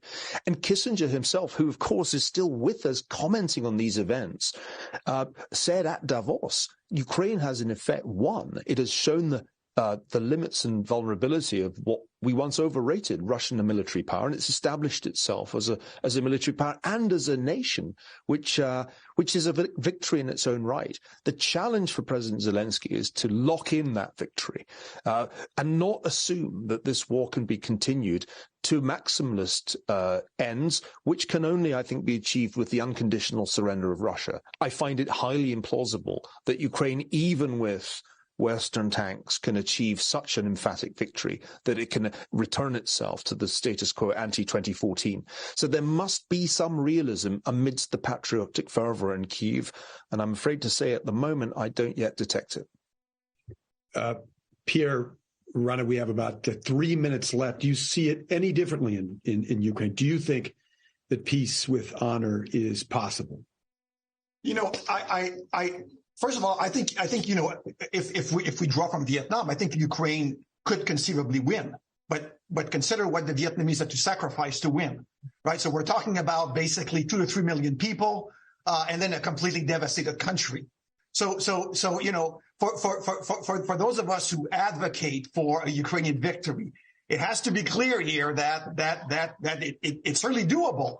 But if history is any indication, we're talking about a conflict that will last a very, very long time and be immensely costly to the Ukrainians, right? And I can't help but think of looking at Ukraine, you know, and how it's been internationalized, and think about Vietnam and what the Vietnamese would say after the Vietnam War, right? That looking back, that's the Vietnamese themselves, right? They would say that the Russians, the Americans, the Chinese were willing to wage this war to the last Vietnamese. And I'm looking at our approach to Ukraine, and we're so enthusiastic about it, and to the point where it's almost like, you know, we really don't care about the Ukrainians. We just want them. It's become a cause, right? And I'm afraid that we're going to be supporting that to the last Ukrainian. Peace is definitely possible, but it will require compromise. It will require some hard choices, and above all, it will require international collaboration. But right now, to me, the West is so driven to humiliate Russia that I just don't see the prospects for peace. Hopefully, cooler heads are going to prevail, but there will have to be some tough choices to be made, as in the case in any successful negotiation. Rana, we have about 30 seconds for you to give us the last word. In that case, I think the very last word was great points from both the other panelists, from Pierre and Neil. And I would say it's absolutely possible, but it can't be done clearly in a bilateral way. This has to be a major international effort, and all sides are going to have to pitch in on that. Rana, Pierre, Neil, thank you for a fascinating discussion. And back to you at the Nixon Foundation. Thank you, Mark, and thank you, gentlemen. From the outset of his administration, President Nixon was determined to keep the American people informed about the situation in Vietnam. Between May of 1969 and March of 1973, he made 14 primetime addresses from the White House specifically dealing with Vietnam. 50 years ago this week, January 23rd, 1973, he announced the signing of the Paris Peace Accords, providing for a ceasefire throughout Vietnam and the withdrawal of all the remaining American soldiers and advisors. All 14 of President Nixon's Vietnam addresses are available in full on YouTube from the Nixon Library. Now, here's a brief montage of several of President Nixon's primetime addresses to the nation on the war in Vietnam. Good evening, my fellow Americans. I have asked for this television time tonight to report to you on our most difficult and urgent problem, the war in Vietnam. Since I took office 4 months ago, nothing has taken so much of my time and energy as the search for a way to bring lasting peace to Vietnam. I know that some believe that I should have ended the war immediately after the inauguration by simply ordering our forces home from Vietnam. This would have been an easy thing to do. It might have been a popular thing to do. But I would have betrayed my solemn responsibility as President of the United States if I had done so. I want to end this war. The American people want to end this war. The people of South Vietnam want to end this war. But we want to end it permanently so that the younger brothers of our soldiers in Vietnam will not have to fight in the future in another Vietnam someplace else in the world. The fact that there is no easy way to end the war does not mean that we have no choice but to let the war drag on with no end in sight. For 4 years, American boys have been fighting and dying in Vietnam. For 12 months, our negotiators have been talking with the other side in Paris. And yet the fighting goes on, the destruction continues, brave men still die. The time has come for some new initiatives. Repeating the old formulas and the tired rhetoric of the past is not enough. When Americans are risking their lives in war, it is the responsibility of their leaders to take some risks for peace. I would like to report to you tonight on some of the things we have been doing in the past 4 months to bring true peace. And then I would like to make some concrete proposals to speed that day.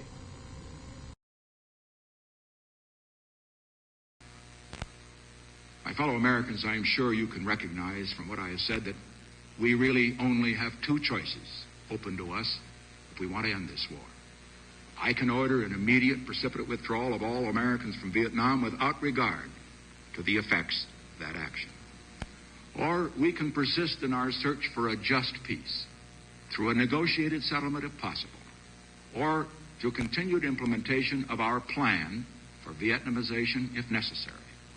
A plan in which we will withdraw all of our forces from Vietnam on a schedule in accordance with our program as the South Vietnamese become strong enough to defend their own freedom. I have chosen this second course. It is not the easy way. It is the right way. It is a plan which will end the war and serve the cause of peace, not just in Vietnam, but in the Pacific and in the world. And so tonight, to you, the great silent majority of my fellow Americans, I ask for your support. I pledged in my campaign for the presidency to end the war in a way that we could win the peace. I have initiated a plan of action which will enable me to keep that pledge. The more support I can have from the American people, the sooner that pledge can be redeemed. For the more divided we are at home, the less likely the enemy is to negotiate at Paris. Let us be united for peace. Let us also be united against defeat. Because let us understand, North Vietnam cannot defeat or humiliate the United States. Only Americans can do that.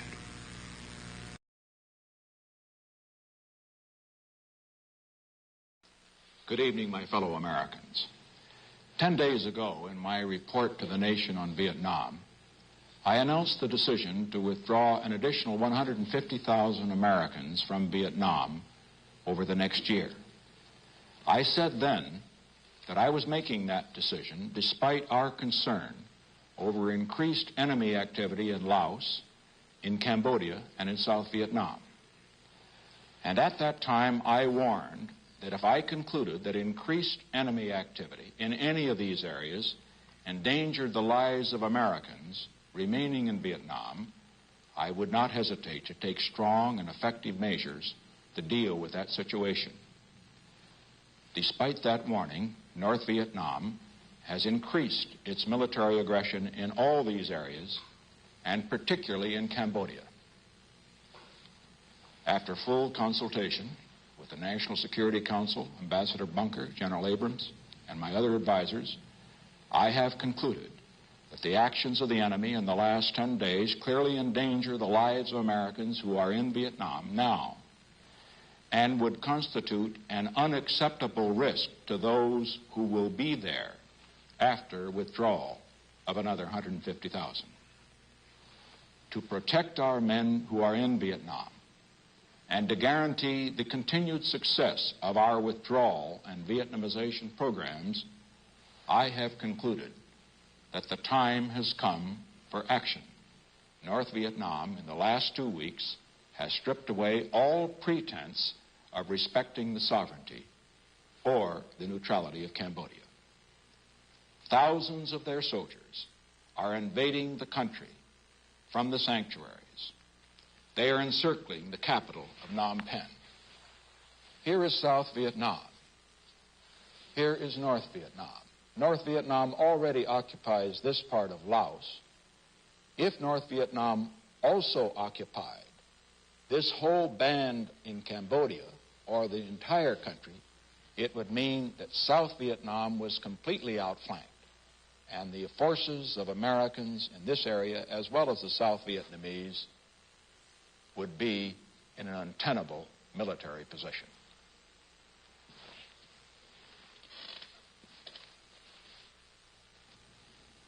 I would rather be a one-term president and do what I believe was right and to be a two-term president at the cost of seeing America become a second-rate power, and to see this nation accept the first defeat in its proud 190-year history.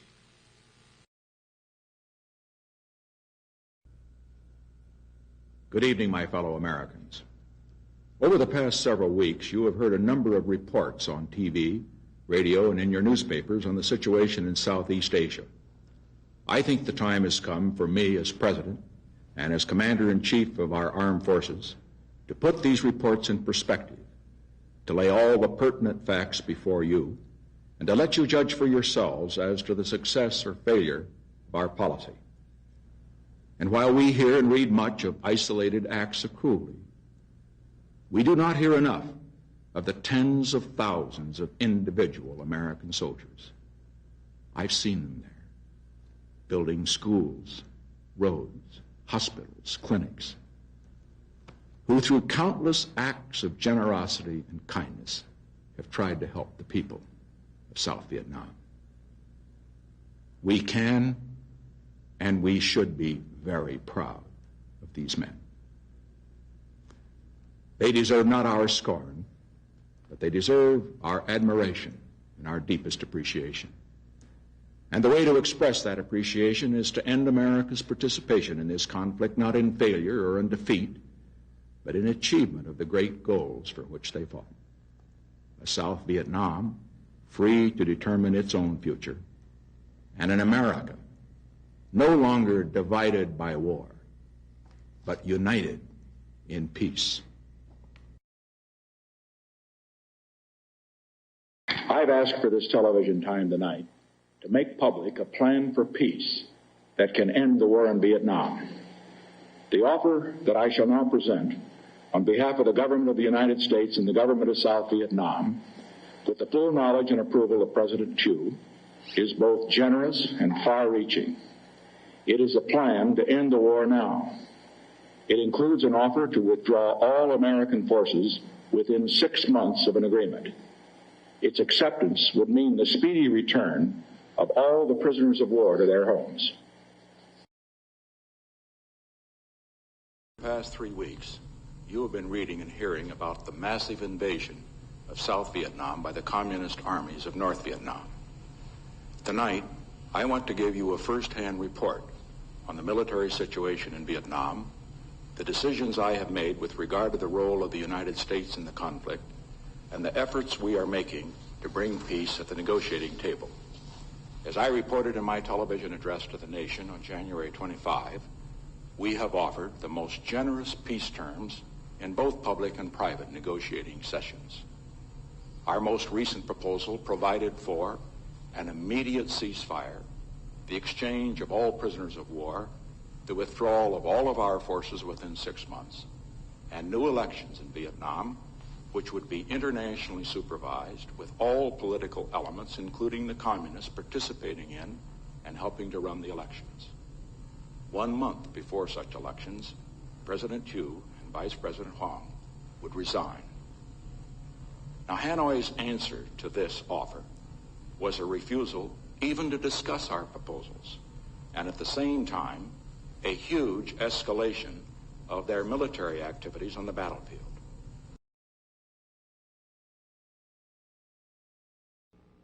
Now that we have achieved an honorable agreement, let us be proud that America did not settle for a peace that would have betrayed our allies, that would have abandoned our prisoners of war, or that would have ended the war for us but would have continued the war for the 50 million people of Indochina.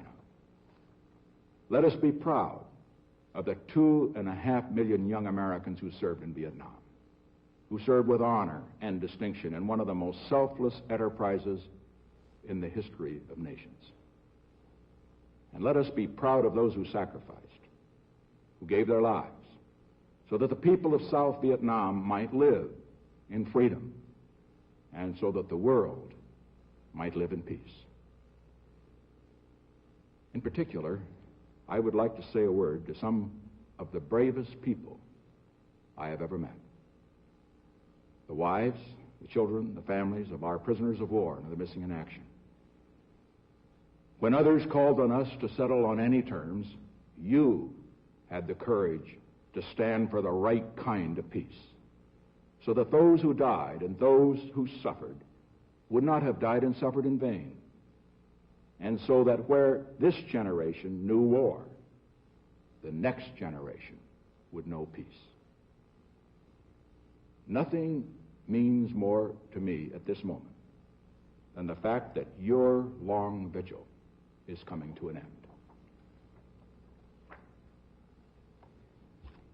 Just yesterday, a great American who once occupied this office died. In his life, President Johnson endured the vilification of those who sought to portray him as a man of war. But there was nothing he cared about more deeply than achieving a lasting peace in the world. I remember the last time I talked with him. It was just the day after New Year's. He spoke then of his concern with bringing peace, with making it the right kind of peace. And I was grateful that he once again expressed his support for my efforts to gain such a peace. No one would have welcomed this peace more than he. And I know he would join me in asking for those who died and for those who live. Let us consecrate this moment by resolving together to make the peace we have achieved a peace that will last.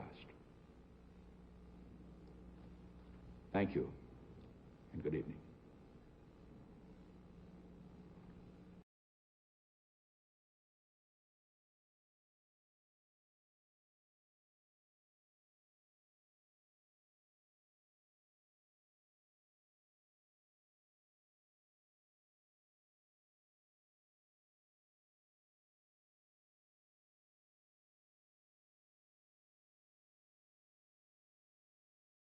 Is an historian of the Vietnam War who has written 3 books on the subject, including the most recent, published earlier this month, Triumph Regained. From 2018 to 2019, Dr. Moyar served as director of the Office of Civilian Military Cooperation at USAID and previously served as director of the Project on Military and Diplomatic History at the Center for Strategic and International Studies in Washington, D.C. He holds a BA summa cum laude from Harvard and a PhD from Cambridge. Dr. Moyar is the William P. Harris Chair in Military History at Hillsdale College, and it's my pleasure to introduce Dr. Moyar for remarks on the Vietnam War and the Paris Peace Accords. Dr. Moyar. Thanks, Jim, for that great introduction. I appreciate the opportunity to speak here. I'm going to talk today about broader issues of Vietnam historiography and talk a bit about Nixon himself and his role in what I'm covering. But the new book out, Triumph Regained, goes from 65 to 68. It's the sequel to the earlier book I wrote, Triumph Forsaken, which goes from 54 to 65. And now the last version will look at 69 to 75. And I spent about 7 years on the first volume and then off and on worked on this, the new one for about 13 years. And so just digging into the research on the Nixon period, I won't attempt to get into debates with the great group that came before and is speaking afterwards. Because the thing I've learned on this is until you really dig in to the documents, primary sources, most of what you heard is probably inaccurate. So premise of both of these books of mine is that the early versions of history were in many cases distorted, either just because there was a lack of information or people had partisan agendas. Now, 50 years is often seen as kind of the time when we look back and say, well, we can take a more dispassionate approach. I think there's still a lot of passion in the subject, but I think hopefully we can be a bit more objective in how we look at it. Now, in the books, I address what has been the controversy between orthodox and revisionist views of the Vietnam War.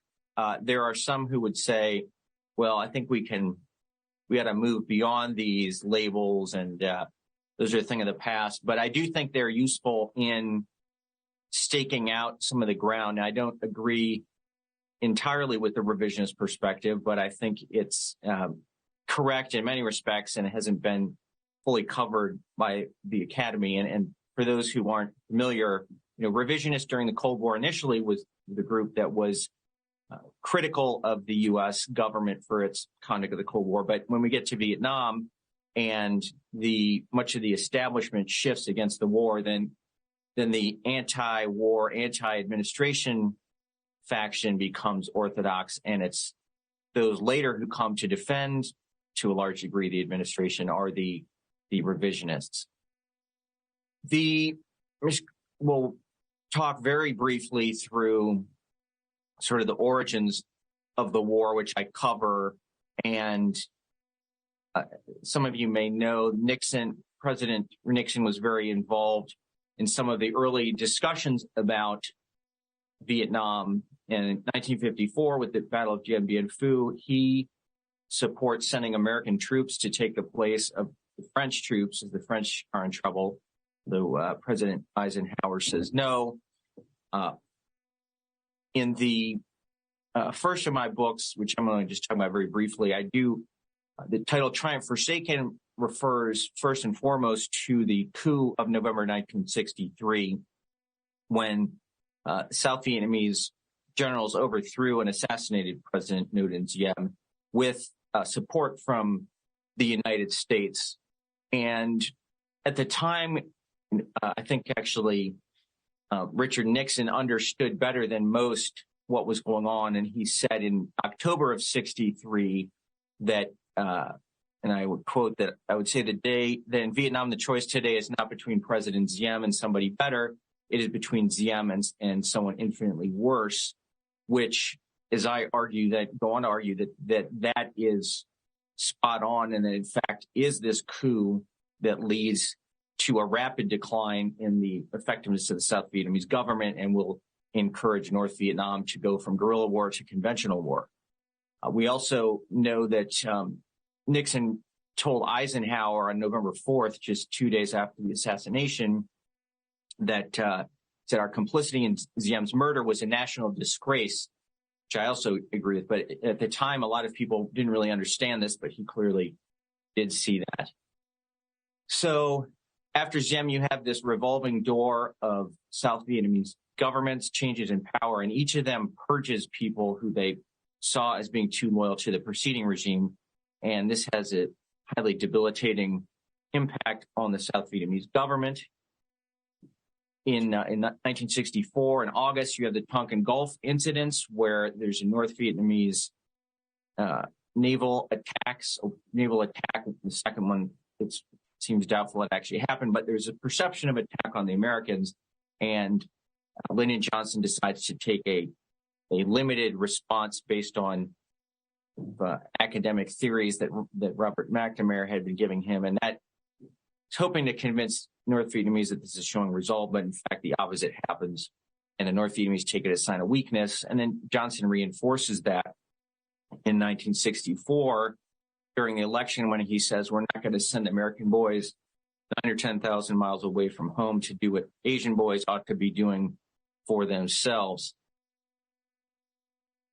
And when Johnson gets to the middle of 65, the North Vietnamese invasion is now in full bloom, and General Westmoreland saying country's about to fall. So Johnson takes a sober look at what's going on in Southeast Asia, and he subscribes to the domino theory, as did Richard Nixon and Dwight Eisenhower and most other serious statesmen of the time. Now, the domino theory will get maligned later on after 1975, when the dominoes don't fall. Most of them, the Cambodia falls and Khmer Rouge kills a couple million people, but most of the other dominoes in the region don't fall. It's argued that, the domino theory really wasn't valid, and hence it was just foolish to be in Vietnam, but I argue that the world changes fundamentally from 65 to 75, and this is particularly germane to the Nixon period and the anniversary we're celebrating today, because the strategic stakes are going to change very dramatically. Now, in the new book, I pick up with the American intervention in August of 65, and it's not long after that we get to what is one of the most important events in the entire Cold War, one that gets ignored in many cases, and that is the Indonesian coup and counter coup of October 1965. In that episode, President Sukarno, who is now in league with the Indonesian Communist Party, decides he needs to destroy the leadership of the Indonesian military because they are seen as too hostile to the communists. So he orders that the leaders be rounded up, and some of them are killed, some are arrested, one escapes. But he neglects to arrest one critical general, that's General Suharto. And he thinks Suharto is an opportunist and will go whichever way he sees things going. And to some extent, that's a proper analysis, because Suharto doesn't do anything at the beginning when he learns of this coup. He's near the location where the coup is taking place. So what he does is he goes and surveys other generals near the capital to see which way they are going to go. And enough of them say that they want to resist the communists, that is ultimately the course he chooses to take. And in the book, I cite a lot of evidence indicating that, in fact, the American stand in Vietnam is critical to this decision of the Indonesian military. I think had the United States bailed out in South Vietnam, the Indonesians would have seen that basically there's no hope that the Americans are going to help them resist communism, and they would have gone along with Sukarno.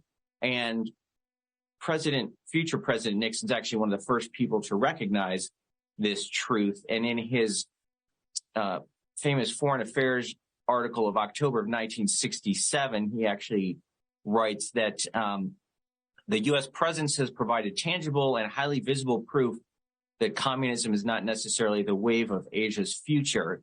This was a vital factor in the turnaround in Indonesia. So then from there, I argue that China specialists looking at what happens next highlights the impact of two critical setbacks for China in late 1965. One is the American intervention in Vietnam, and the other is the failure of Sukarno in Indonesia. So at the beginning of 65, things were looking great for him. All of a sudden, these two big victories he's hoping for fall out of his reach. And this then encourages him to shift away from foreign affairs to internal affairs and to look for enemies within. And this then provokes the Great Proletarian Cultural Revolution, which will devastate China's economy and its military. Several million people, probably don't know the exact numbers, but a lot of people killed, including a lot of the society's elites. And it will lead to a decline in support for other countries in the region. It will also, the Cultural Revolution and also Vietnam itself, lead to a widening of the Sino-Soviet split. The Soviets are appalled by the Cultural Revolution, and they are competing with China for influence in North Vietnam. And as the U.S. air war builds up over North Vietnam, the Vietnamese increasingly look to the Soviets for help, because the Soviets have anti-aircraft weaponry that China doesn't have. And the growing dependence of North Vietnam on the Soviets will cause China to become increasingly skeptical and eventually hostile.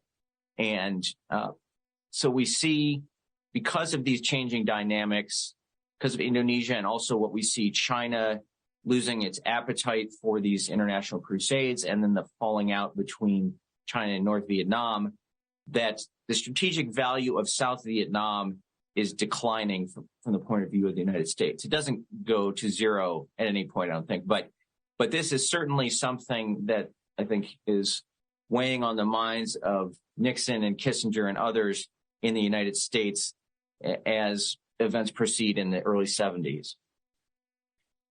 Now, during the period, the latter part of the Johnson administration, one of the biggest disputes, which I cover in detail, is over the question of expanding the war. The Joint Chiefs of Staff, President Eisenhower, and other hawks, including Richard Nixon, are arguing that under the parameters set by President Johnson, there's no way really to achieve a decisive end, because you're just fighting in South Vietnam. You allow the North Vietnamese to keep sending troops indefinitely into the country. So no matter how many of you are killed, there's going to be more. The war could go on. And they want to, in particular, cut the Ho Chi Minh Trail in Laos. There's a lot of pressure to step up the bombing of the North, Operation Rolling Thunder, and the belief that the gradual escalation policy of Robert McNamara has not been sufficient. But for most of this period, Johnson is still under the spell of McNamara, and McNamara has a lot of reasons why he opposes these methods of escalation, and arguing that they're not going to work, that they're going to provoke Chinese-Soviet intervention in particular. Now, we have, with the wisdom of 50 years and as more information has come out, we have a much better idea of how to assess these alternative options. And we know from both the Soviets and the Chinese that, in fact, they were not interested in intervening militarily directly in Vietnam. They had their own problems to deal with. The Chinese had gotten burned in Korea, and they didn't want any part of that. So there were a lot of missed opportunities on the U.S. part because of false fears of the enemy. Now, President Nixon will himself, in each of these cases, at some point in his presidency, take action. The incursion to Cambodia in 1970, sending the South Vietnamese and Laos since 1971, and escalating the bombing in 1972. There is one point I found, one of the more interesting things that I had no idea about, is that in 1967, there is a point where the North Vietnamese appear to be on the brink of submission because Johnson has temporarily authorized new strikes in North Vietnam, and North Vietnam, the city of Hanoi, is on the brink of starvation because of the damage to their infrastructure. But Johnson will end up backing off, and he doesn't really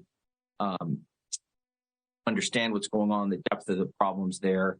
And so this will be another missed opportunity.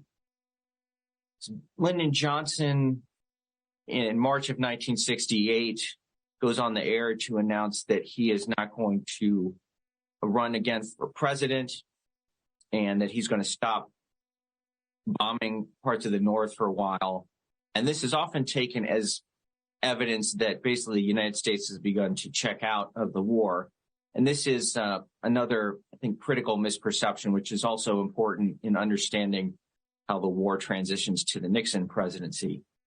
But Johnson does not actually really plan to de-escalate in the North. And the areas he stops bombing at this point in time are actually areas where the weather is so bad that you couldn't bomb much anyway. And we'll see to the end of his presidency, he will not reduce the U.S. troop level, and he will continue to keep up the military pressure in the South. In the second part, well, starting in May of 1968, there's two more big North Vietnamese offensives. They call them the second and third wave. First wave being the Tet Offensive of 1968, which had gone horribly wrong. The second and third wave are not as well known, but in the book, I have made use of a lot of North Vietnamese sources from Merle Pribino, who some of the other people on this program have also benefited but these North Vietnamese sources indicate clearly that these the second and third wave offensives were even more devastating to them than the first, because they basically tried the same thing, which was attacking the cities. And this time they didn't even have the element of surprise. And so the Americans, South Vietnamese, are just there waiting to crush them. And so this will, at the end of the third wave, this will pave the way for an expansion of the pacification program and will leave the incoming President Nixon with a much more favorable environment within the South. And I argue that it's really this change in the military situation that leads to a fundamental change in the American way to the war. I think there's sometimes an argument that General Abrams, when he comes in 1968, changes things just based on philosophical differences, but he actually keeps things more or less the same until the third wave offensive has been crushed. And so in November of 1968, we get to the accelerated pacification campaign, where the South Vietnamese government starts going very rapidly into a number of villages where it had not been for a long time, and with considerable success. When we get towards the end of 1968, I also sort of startled to find information on public opinion that seemed to contradict what we generally had thought.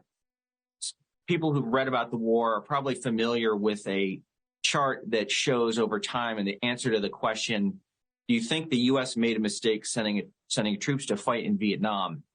And in 1968, for the first time, you see more Americans are saying it was a mistake than it was not a mistake. And so this has been interpreted as proof that, see, now the American people in 1968 have lost hope in the war. They're ready to give up. Well, that turns out not to be the case. It turns out that there are a lot of people who think it was a mistake, and we don't know necessarily why they thought it, but thought it was a mistake, but they think we should still keep fighting there. And, a lot of these people are hawks who thought it was a mistake probably because of how the administration handled it. They didn't like how it had been handled. We have, there's two polls from late 1968 about U.S. policy and what people think should be done. And one of them says, and this is in October of 1968, how many Americans want to get out of Vietnam entirely? It's only 13%. And there's the other poll that's taken in this time period is about 19%. So less than 1 out of 5 Americans are actually, at the end of 1968, advocating that the U.S. just get out of Vietnam, which is very different from how we often perceive this period. One of the most interesting aspects of this enduring support, too, is the fact that you never really have a president who is selling the war to the American people in the way that other presidents have done. And Lyndon Johnson will admit to this in some candid conversations. And he says at one point, if history indicts us for Vietnam, it will be for fighting a war without trying to stir up patriotism. And so it's especially remarkable that you have this ongoing support for a war. And I think it's a reflection of American culture, that Americans recognize the importance of perseverance. They recognize the damage you could incur if you go help a nation and then just bail out on your allies very quickly when things go south. And there's also a general recognition that there is a global struggle with communism that's going on, and that the United States needs to prevail ultimately in this struggle. You can also see interesting signs of the public mood from the presidential race, the contest between Richard Nixon and Hubert Humphrey.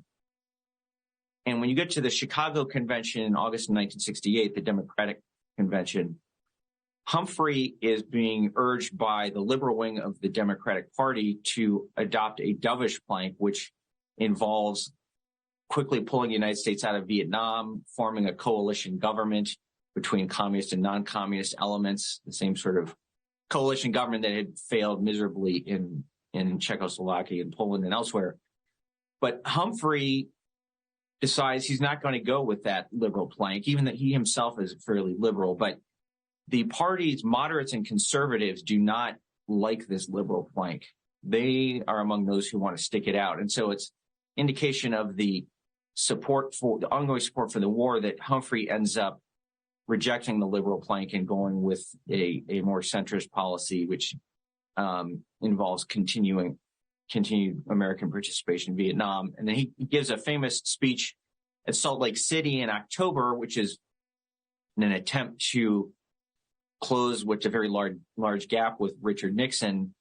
And so he talks about being more accommodating in negotiations, but he still, at the end, it says that we are not going to withdraw from Vietnam. He's still concerned about all of these moderate and conservative Democrats and other voters who are not on board with the idea of pulling the plug on Vietnam.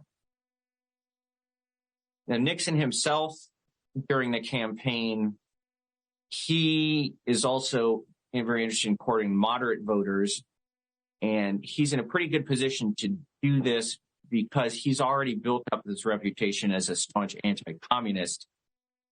And so he can afford to make some, more than Humphrey really, than to make some talk of negotiating a peace without seeming too soft. And he does oftentimes try to avoid committing himself too much to any one initiative. And he will say on a number of occasions that preserving South Vietnam is essential to our security. He doesn't talk as much as before about harsher, stronger measures of escalation. And he does, at one point he's asked by a journalist if he has a secret plan to end the war.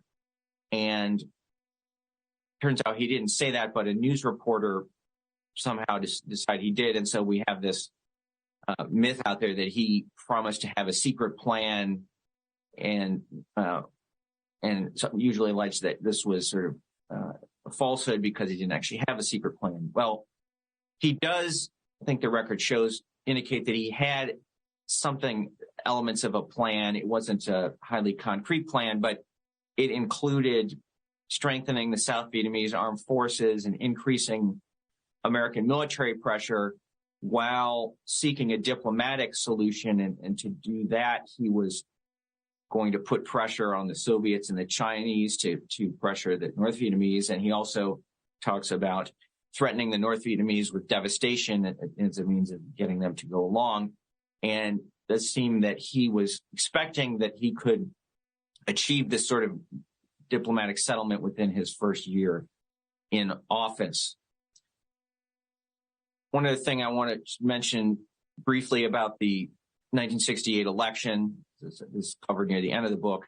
There is the longstanding assessment or allegation that the Nixon candidacy campaign colluded with Madame Chennault to throw the election, and that Chennault and Nixon convinced President Thieu to avoid getting into peace negotiations simply through underhanded promises and so forth. And after looking at this, it's very clear that Thieu did not, in fact, need any of this pressure or cajoling from Chennault or Nixon. He knew early on that Humphrey was a bit tepid towards his government and the cause, and he knew that Nixon would be tougher and more supportive of South Vietnam. And so he does face this choice on negotiations that could influence the election. And Thieu, has to make a decision, and he does decide to abstain from the negotiations, which will help Nixon get elected. But there is no reason to believe that either Nixon or Chennault had any influence, because again, Thieu already knew that it would be better for him if Nixon won.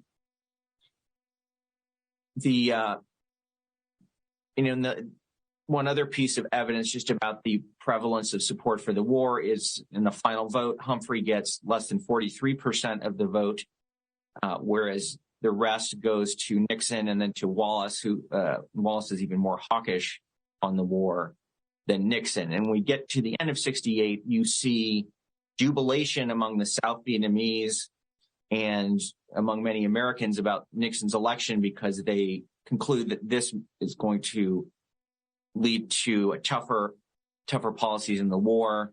And the North Vietnamese, by contrast, are now very discouraged because they are convinced that Nixon is going to be tougher than Johnson had been. The last point I just leave you with is that when we think of the long-term perspective, that the U.S. does end up saving most of the dominoes. It doesn't save South Vietnam. When you look at what happens in the rest of the region, the countries that the U.S. does end up saving, South Korea and Taiwan in these internal struggles, they are now today two of the most prosperous nations in the world, whereas China and North Korea are two of the least free, and they're in comparison not as prosperous. And Vietnam, I think the same goes for Vietnam. So I think the tragic legacy is that there is not today a South Vietnam, and I think there certainly could have been a South Vietnam that would look a lot like South Korea today. So thank you very much. Enjoyed the opportunity to speak with you both. Thank you, Dr. Moyar. Over the course of several months in 1983, historian and writer Frank Gannon conducted 8 interviews comprising more than 30 hours with former President Nixon. In Washington from 1971 to 74, Dr. Gannon was a White House fellow and special assistant to the president. In San Clemente from 1974 to 78, he organized the researching and writing of RN, the Memoirs of Richard Nixon. Since 1990, he has been a consultant to the Nixon Foundation. Before we return to begin the second panel, here's a short excerpt about Vietnam from the second and third days of the Nixon-Gannon interviews. November 1968, you're president-elect. You're looking at options for Vietnam.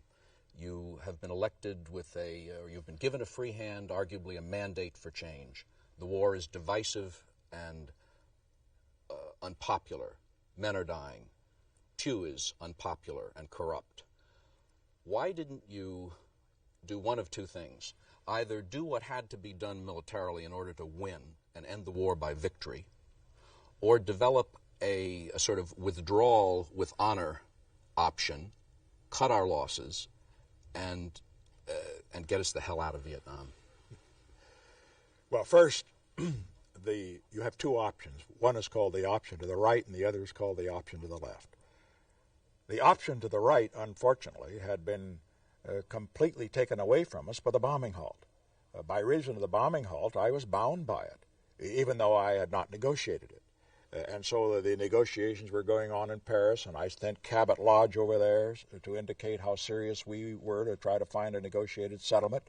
And so as far as taking military action was concerned, I felt that option had been taken away from us. Let me say also that while you say that I was elected with the mandate, we have to realize that both houses of the Congress were under the control of the Democrats. This was very different from the situation that President Johnson had after 1964. He had 2-to-1 majorities in both the House and the Senate. He could have done anything that he wanted in Vietnam and gotten away with it. He just provided he'd leveled with the Congress and leveled with the country. And that, in Eisenhower's opinion, and in mine too, was his great mistake. Gradual escalation. And as a result, we have 500,000 in Vietnam, rather than 16,000 when he came into office, with, of course, enormous more casualties.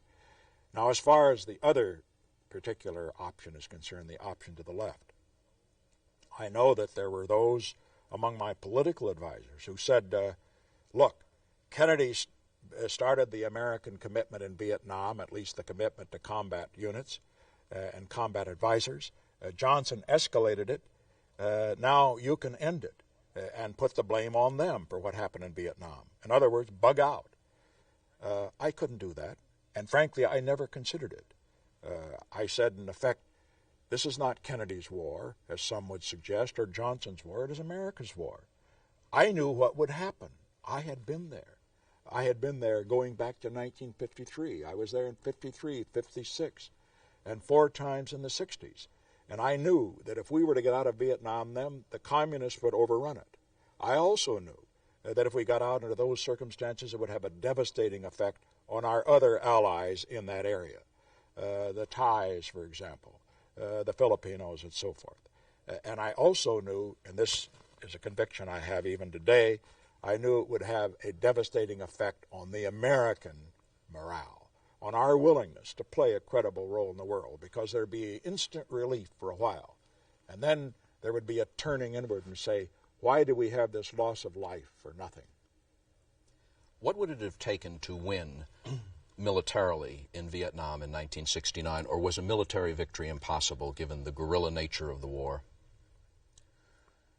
In 1969, a military victory over the North was not impossible.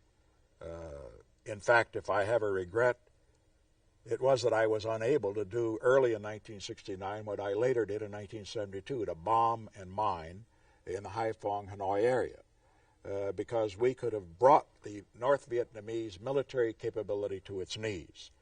And without the North Vietnamese support, the South Vietnamese would have been able to handle the Viet Cong in the South. There was no question about that. Incidentally, there were some, what I call super hawks, who thought we should have gone further. They said that we could bomb the dikes in North Vietnam, particularly in the winter, in the wet season. And others say we could use tactical nuclear weapons.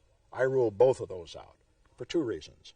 One, because I didn't think it was necessary in the event we went on the military option. I thought that the bombing and mining, which I had advocated incidentally in the 60s after visiting Vietnam, that enough would quarantine North Vietnam, which was the phrase that I used.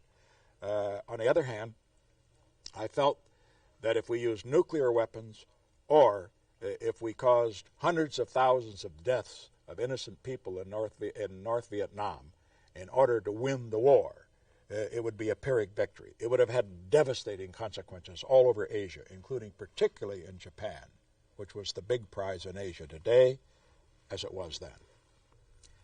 Your November 3rd speech was one of the most extraordinary moments of your presidency, even one of the most extraordinary moments of contemporary political history.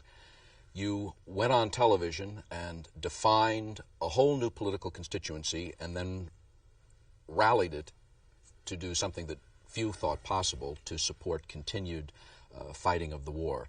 We have a clip from that famous silent majority speech. So tonight, to you, the great silent majority of my fellow Americans, I ask for your support.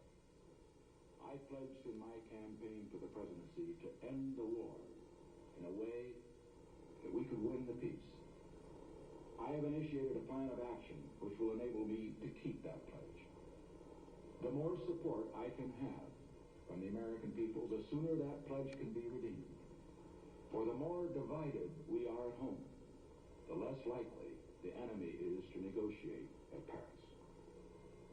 Let us be united for peace. Let us also be united against defeat. Because let us understand, North Vietnam cannot defeat or humiliate the United States. Only Americans can do that. How did you plan and write that speech, and did you have any idea it would have the effect that it did have? Well, first we got to look at a little of the background. We had had the October moratorium, as I pointed out earlier. That had destroyed any chance for us to escalate militarily. And another moratorium was planned, or they called it something else, a mobilization, I believe, on November the 15th. So under the circumstances, I knew it was necessary to address the nation. I think what made the speech a success was, first, the tactics I used in presenting it. I remember I drove my staff right up the wall. They came to me almost every hour and said, the press is really complaining that they don't have an advance copy. I said, don't give them an advance copy, because I want to talk directly to the American people. I knew that 90% of the press was against what we were doing in Vietnam, and I knew that if they got an advance copy, they would destroy by putting out earlier what I was going to say and by giving their arguments against it, they would destroy the effect of it. So I gave no advance text. I also did not give an advance text to members of my staff, except just a few minutes before I went on. I informed everybody concerned what I was going to say without going into all detail in every respect. I did most of the writing with a great deal of help, incidentally, from our NSC staff, from Henry Kissinger and others, but I did the writing at Camp David. And that's where, very late at night, I think it was 2 a.m. in the morning, the silent majority theme came into my mind. Not that it's so brilliant, but as I pointed out in that speech, here we had demonstrations going on all over the country. We had people indicating that our brave young men, our best young men, were going to, we're not in Vietnam, but that's right, they were going to Canada rather than in Vietnam. But under the circumstances, I therefore tried to accomplish three things. First, I deliberately in advance did not try to put down speculation as to what I was going to say. Some senators were speculating that I was going to announce a major withdrawal of forces. Others said I was going to announce a ceasefire. Others said that I was going to announce more conciliatory attitudes toward the demonstrators, toward the North Vietnamese, and so forth and so on. I didn't discourage any of that at all. So by the time I went on, it built the biggest audience that I had up to that time in the presidency, and I think the biggest television audience that any president has had up to that time. And they heard it directly from me rather than through the media, which, of course, would not have presented it the way that I wanted it to come through.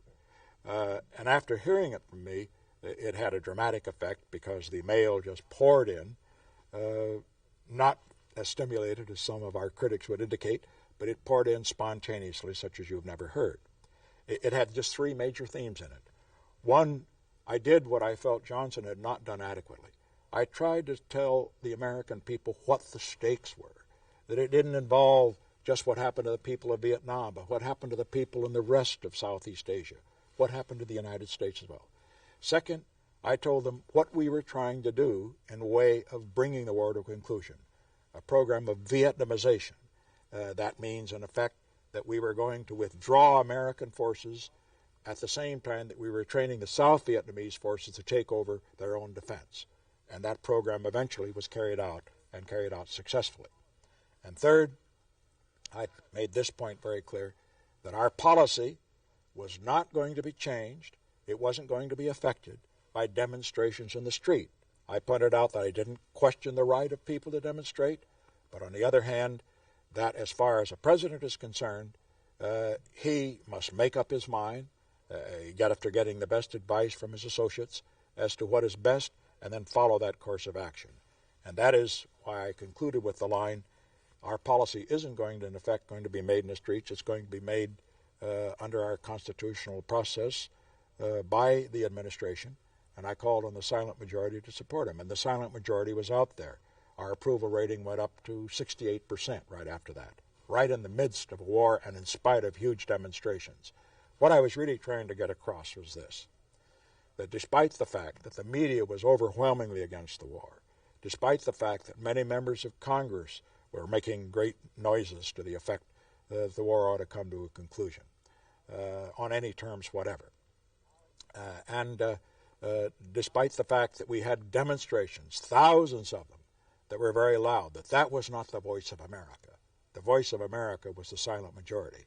And that sustained me, as a matter of fact, throughout the 4 years until we got the peace agreement in January of 1973.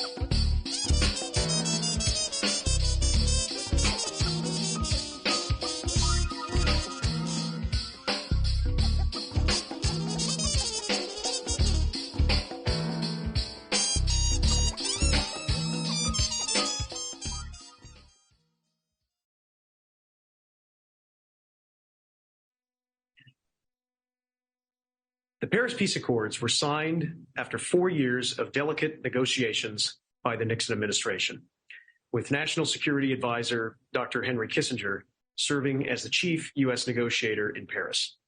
Dr. Kissinger writes in his recently published Leadership that Hanoi, quote, had not fought for decades against both France and America for the sake of a political process or a negotiated compromise, but to achieve a total political victory. To explore every avenue of negotiations, Nixon now resumed secret political talks with Hanoi. Hanoi would send its chief negotiator and Politburo member, Lou Ducteau, to Paris, where I would connect with him every 3 months or so, end quote.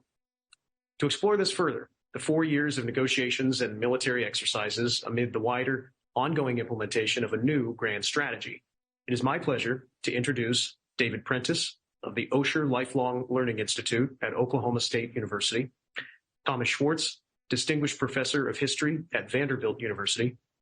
George J. Veith is a former Army captain. Dr. Veith is author of 4 books on the Vietnam War. Moderating this conversation is Dr. Luke Nichter, the James H. Kavanaugh Endowed Chair in Presidential Studies at Chapman University, and I now turn it over to Dr. Nichter. Well, thanks for that introduction, Jim. I should say at the outset, it's no easy thing for a presidential foundation and library to welcome academic scrutiny, especially on a difficult and controversial subject like this. So for that reason, I'd like to say hats off to the Richard Nixon Library and Foundation for providing this forum for really a free exchange of ideas on this important anniversary.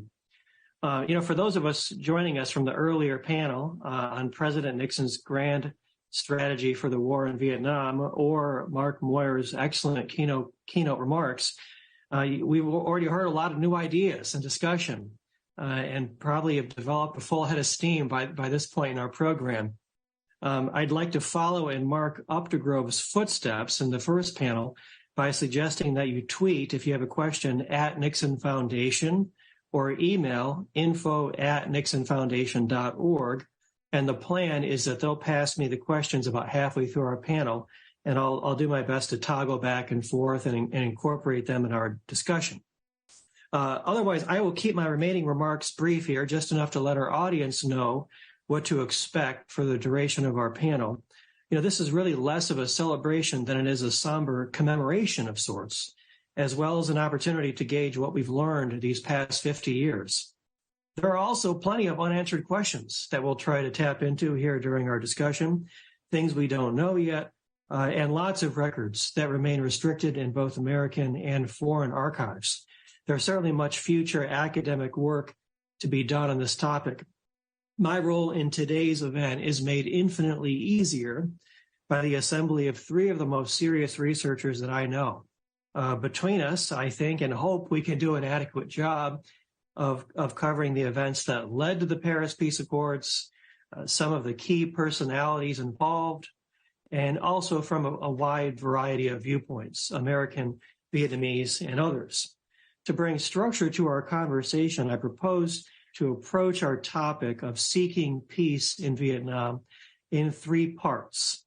What the Paris Peace Accords meant at the time, that is the past, what we've learned since, and what they mean today, that is sort of bringing us up to the present, and also what we don't know yet, the unanswered questions, the areas for debate, future potential areas of research, that is the future.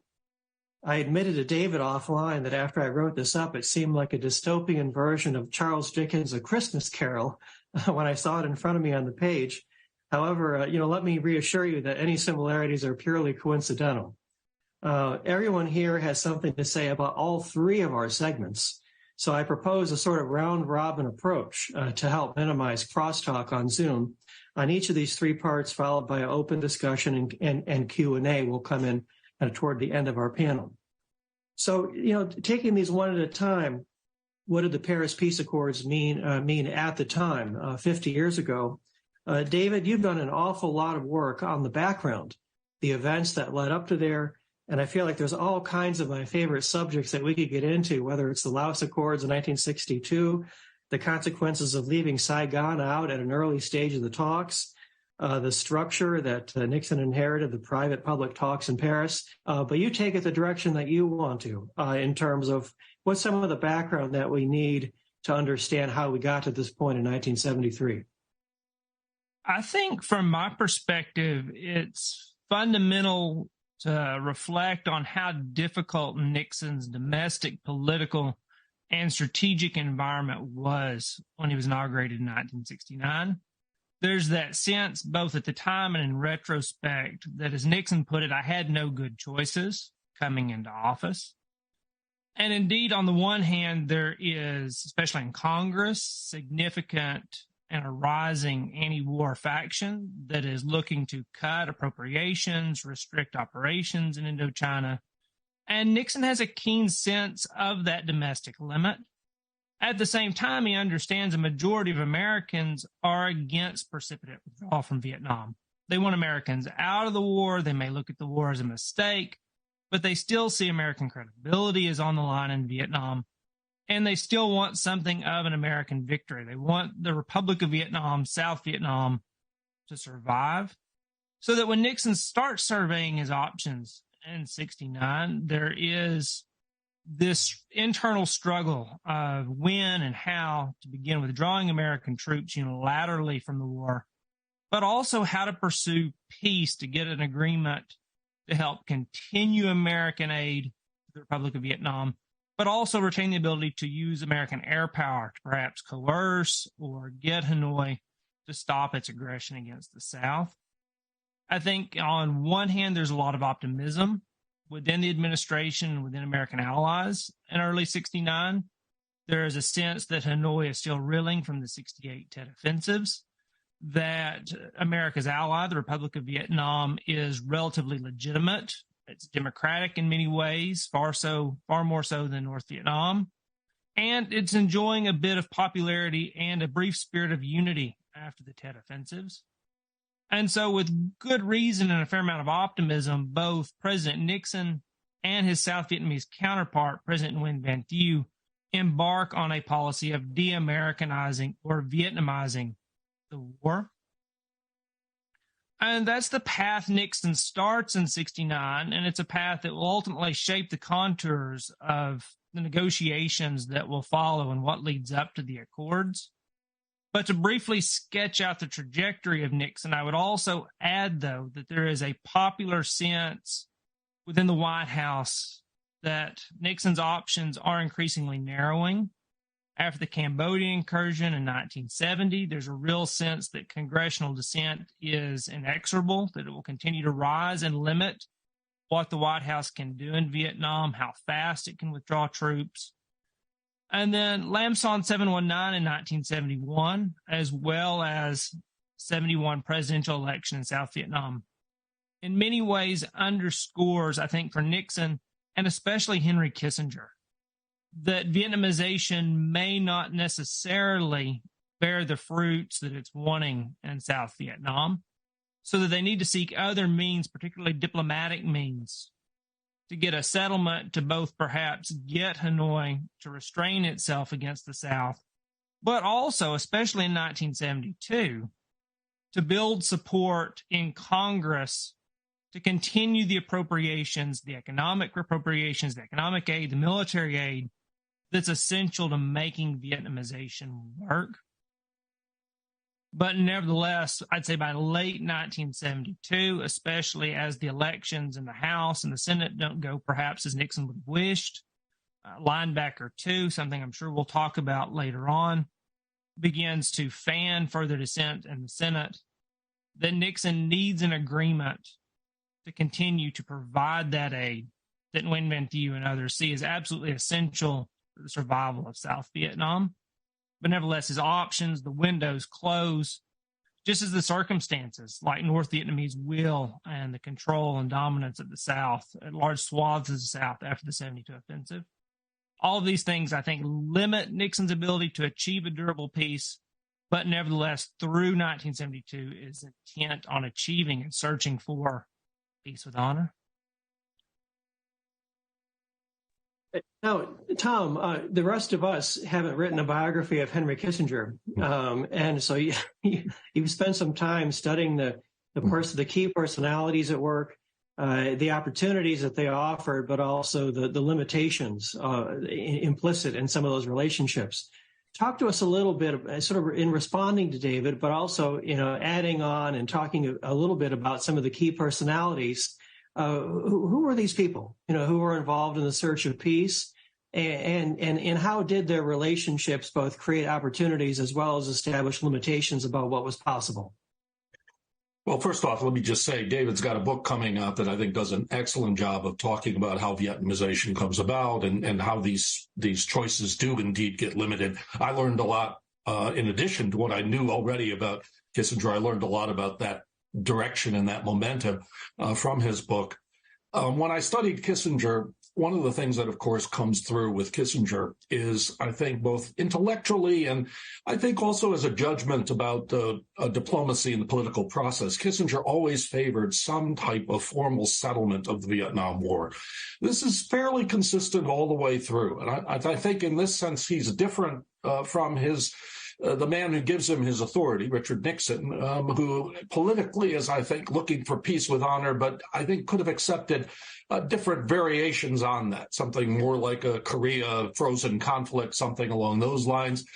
But Kissinger is looking for a settlement, and he's partially arguing that a settlement will both also, not only will it be a good thing for America's foreign policy, but it will also help in reconciling the divisions within the United States, the polarization that had occurred that makes our contemporary polarization sometimes look minor compared to the degree of violence and hatreds that the Vietnam War had brought to American society. And so I think Kissinger does have this sense, and it's one reason why he's not as enthusiastic about Vietnamization, and in fact criticizes it and suggests that it will only lead to a sort of unilateral withdrawal of American forces and ultimately perhaps even a defeat.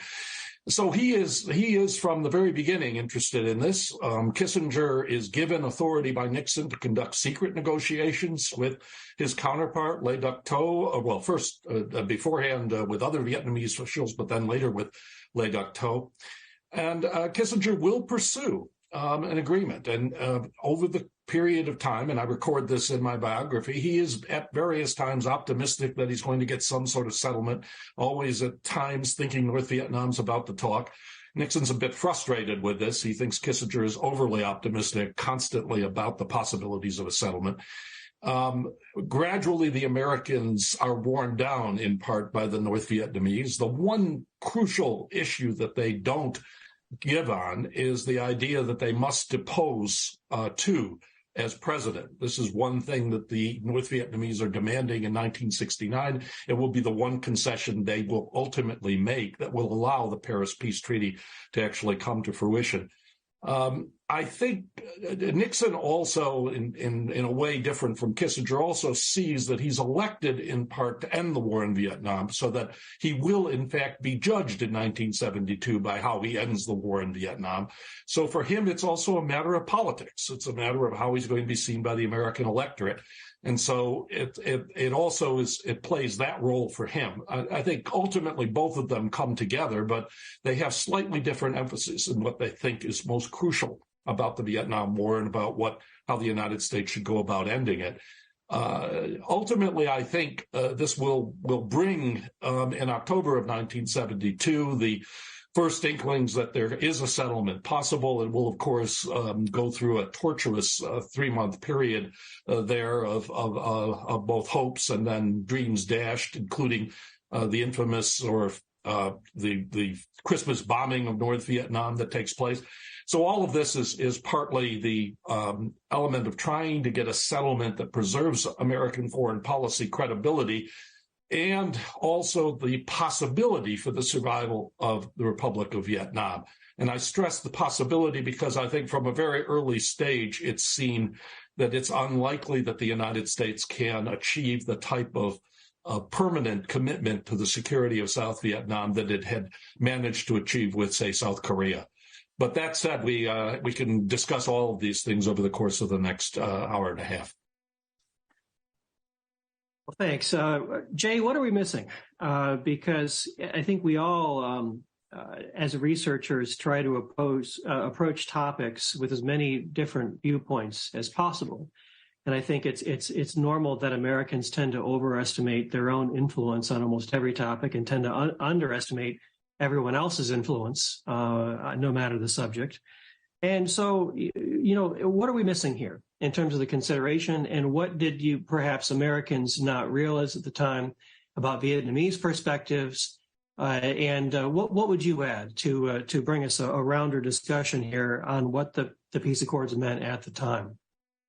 Well, you're precisely correct, Luke. And I wanted to follow up on Tom's discussion of the personalities. And I wanted to take a look at the two main Vietnamese personalities, which have been Le Duc Tho on the North Vietnamese side, who was leading the negotiations, and then President Thieu on the South Vietnamese side.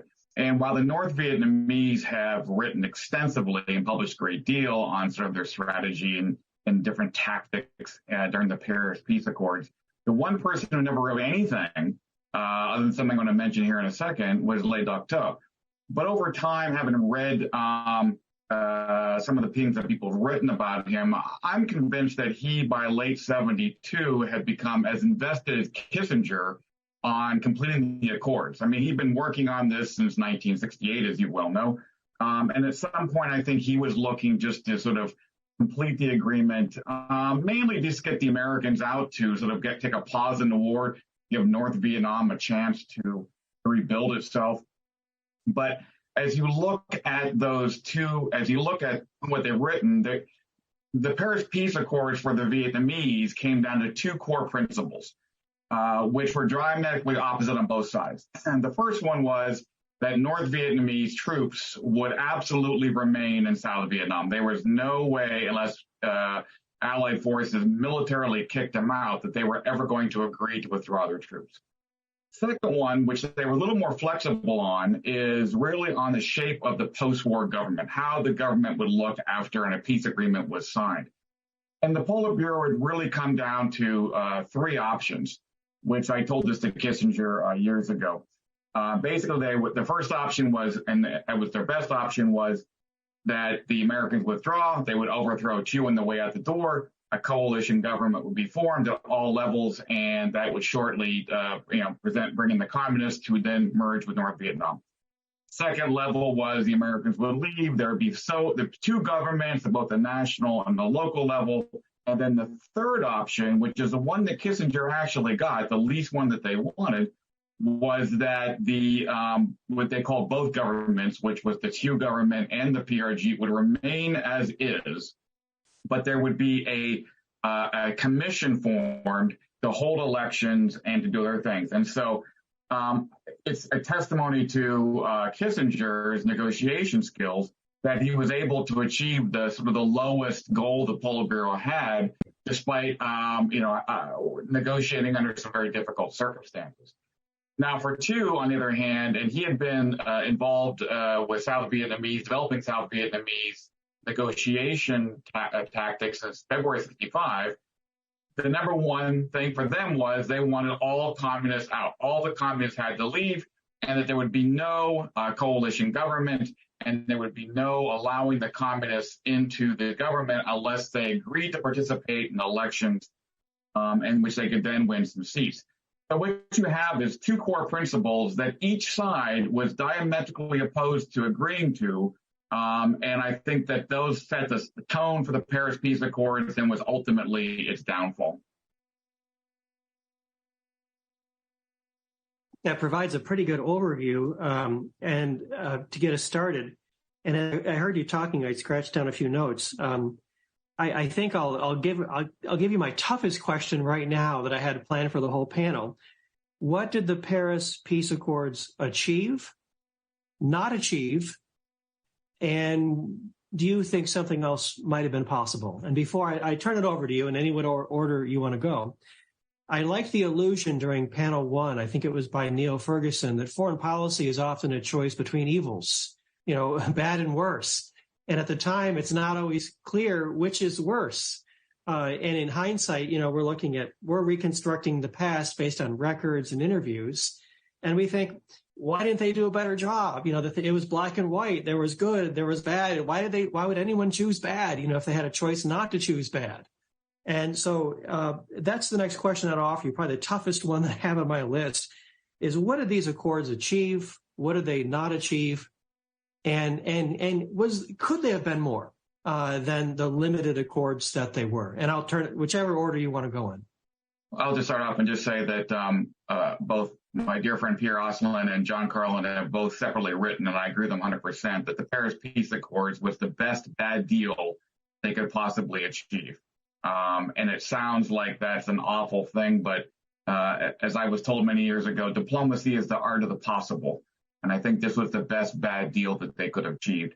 The problem is that both sides, the U.S. side, the North Vietnamese side, saw the Paris Peace Accords in vastly different terms.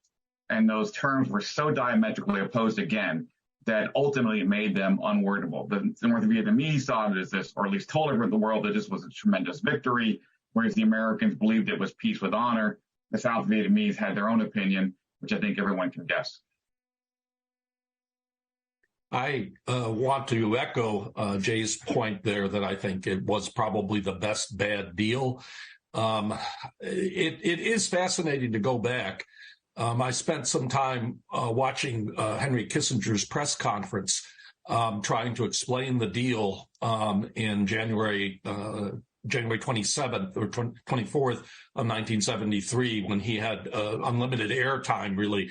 And he kept talking about how the deal involved the flat prohibition of the reinforcement of North Vietnamese, the flat prohibition of foreign troops in Laos and Cambodia, and the flat prohibition of crossing the demilitarized zone. I was thinking to myself, well, yeah, all of these flat prohibitions, and there was absolutely no enforcement mechanism. This was, in that sense, it was a deal based on, at least from the American side, a series of hopes.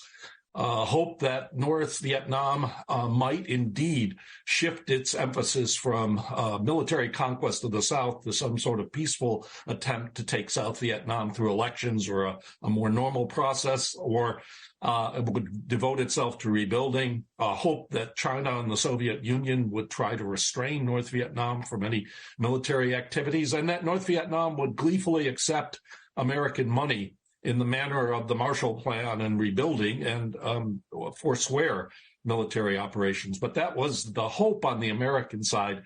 On the Vietnamese side, it just seems to me that the determination or the sense that they had of wanting to, of keeping their soldiers in there, of taking a pause, and judging then what could be achieved subsequently was certainly there.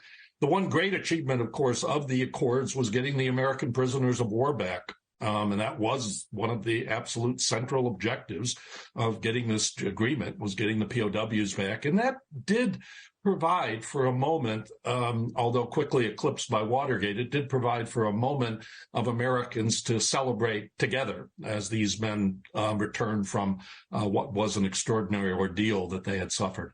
But it's, I would agree that it was the best of bad deals that could be made.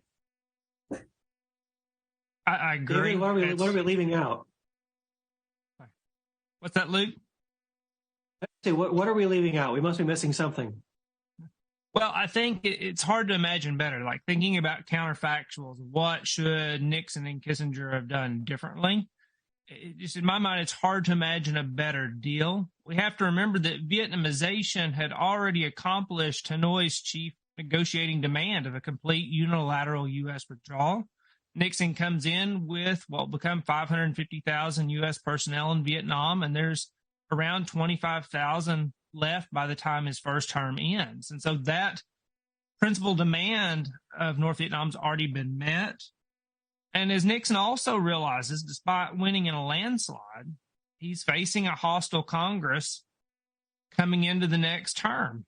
And this will also constrict his options. And so Hanoi knows that, South Vietnam knows that, and Nixon knows it's going to be a hard fight going forward. And so in many ways, the Accords represent the best of what they could have achieved or hoped to negotiate, especially after Hanoi dropped the demand that you resign to get a deal. But on far as what it didn't succeed or did not achieve, and I think that in many ways what Nixon and Kissinger had hoped, and since they're hoping something will come out of the Accords, is that it will sustain American political will to continue at least financing, to preserve the possibility, and I think Tom's right in suggesting the possibility, there's no certainty here and hasn't been a certainty since early on in the war that South Vietnam would be persevered or would preserved. But nonetheless, the possibility rested on domestic support. And perhaps even without Watergate, it seems that the odds of Nixon being able to sustain the money and the resolve necessary to keep funneling air power and dollars to Saigon, it seems like it's going to be difficult no matter what. And so the Accords did not achieve the ability to sustain U.S. domestic support for Saigon. And Luke, to follow up on David's point, there was another hope, which was that North Vietnam would, quote, turn inward and begin to rebuild its society, as Le Duc Tho repeatedly told Kissinger, that they would turn away from this fanatical desire to reunite the country. It would give some time for South Vietnam to sort of continue to build itself. And so that was also something that never achieved because the infiltration continued at a rather high level, despite the ban on infiltration. The failure to withdraw North Vietnamese troops from Laos and Cambodia, that there was another hope there that those two countries could find a way to negotiate a settlement and overall peace would come to all of Southeast Asia. So there was a lot of other hopes that were unfortunately not achieved by the Paris Peace Accords. Good point. To follow up on some themes that you all touched on and came up in the earlier panel today, just as a follow-up to all what you've all said. You know, one of the things I enjoy about teaching a U.S. history survey on a college campus is, we're often reminded by the media that we're more divided now than we ever have been before.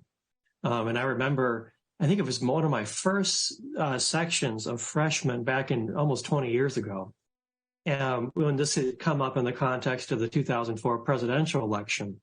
And, hands shot up, all over the classroom. And I said, well, what about the Civil War? What about the 1960s? And so in terms of things that we didn't achieve in the Paris Accords, in terms of limitations that Nixon and Kissinger had on their designs, you could talk about the limitations of Nixon's domestic position. You could talk about the effect to which Congress and the funding being cut off in 1973 was a factor or not.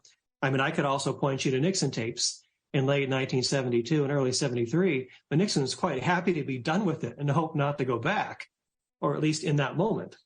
Or the fact that the agreement that resulted failed to more comprehensively include the whole Indo-Chinese region as a sort of roadmap for peace, because earlier in the panel it came up Cambodia and the Khmer Rouge and all that. Without going too deep down any one rabbit hole, talking about some of the constraints that were upon this process, I think it's important for our audience, many of whom might not have been around back then, to get a sense for what the environment was really like at the time. So any of these subjects or others that you might want to touch on in terms of the constraints and limitations placed upon the process, please go right ahead.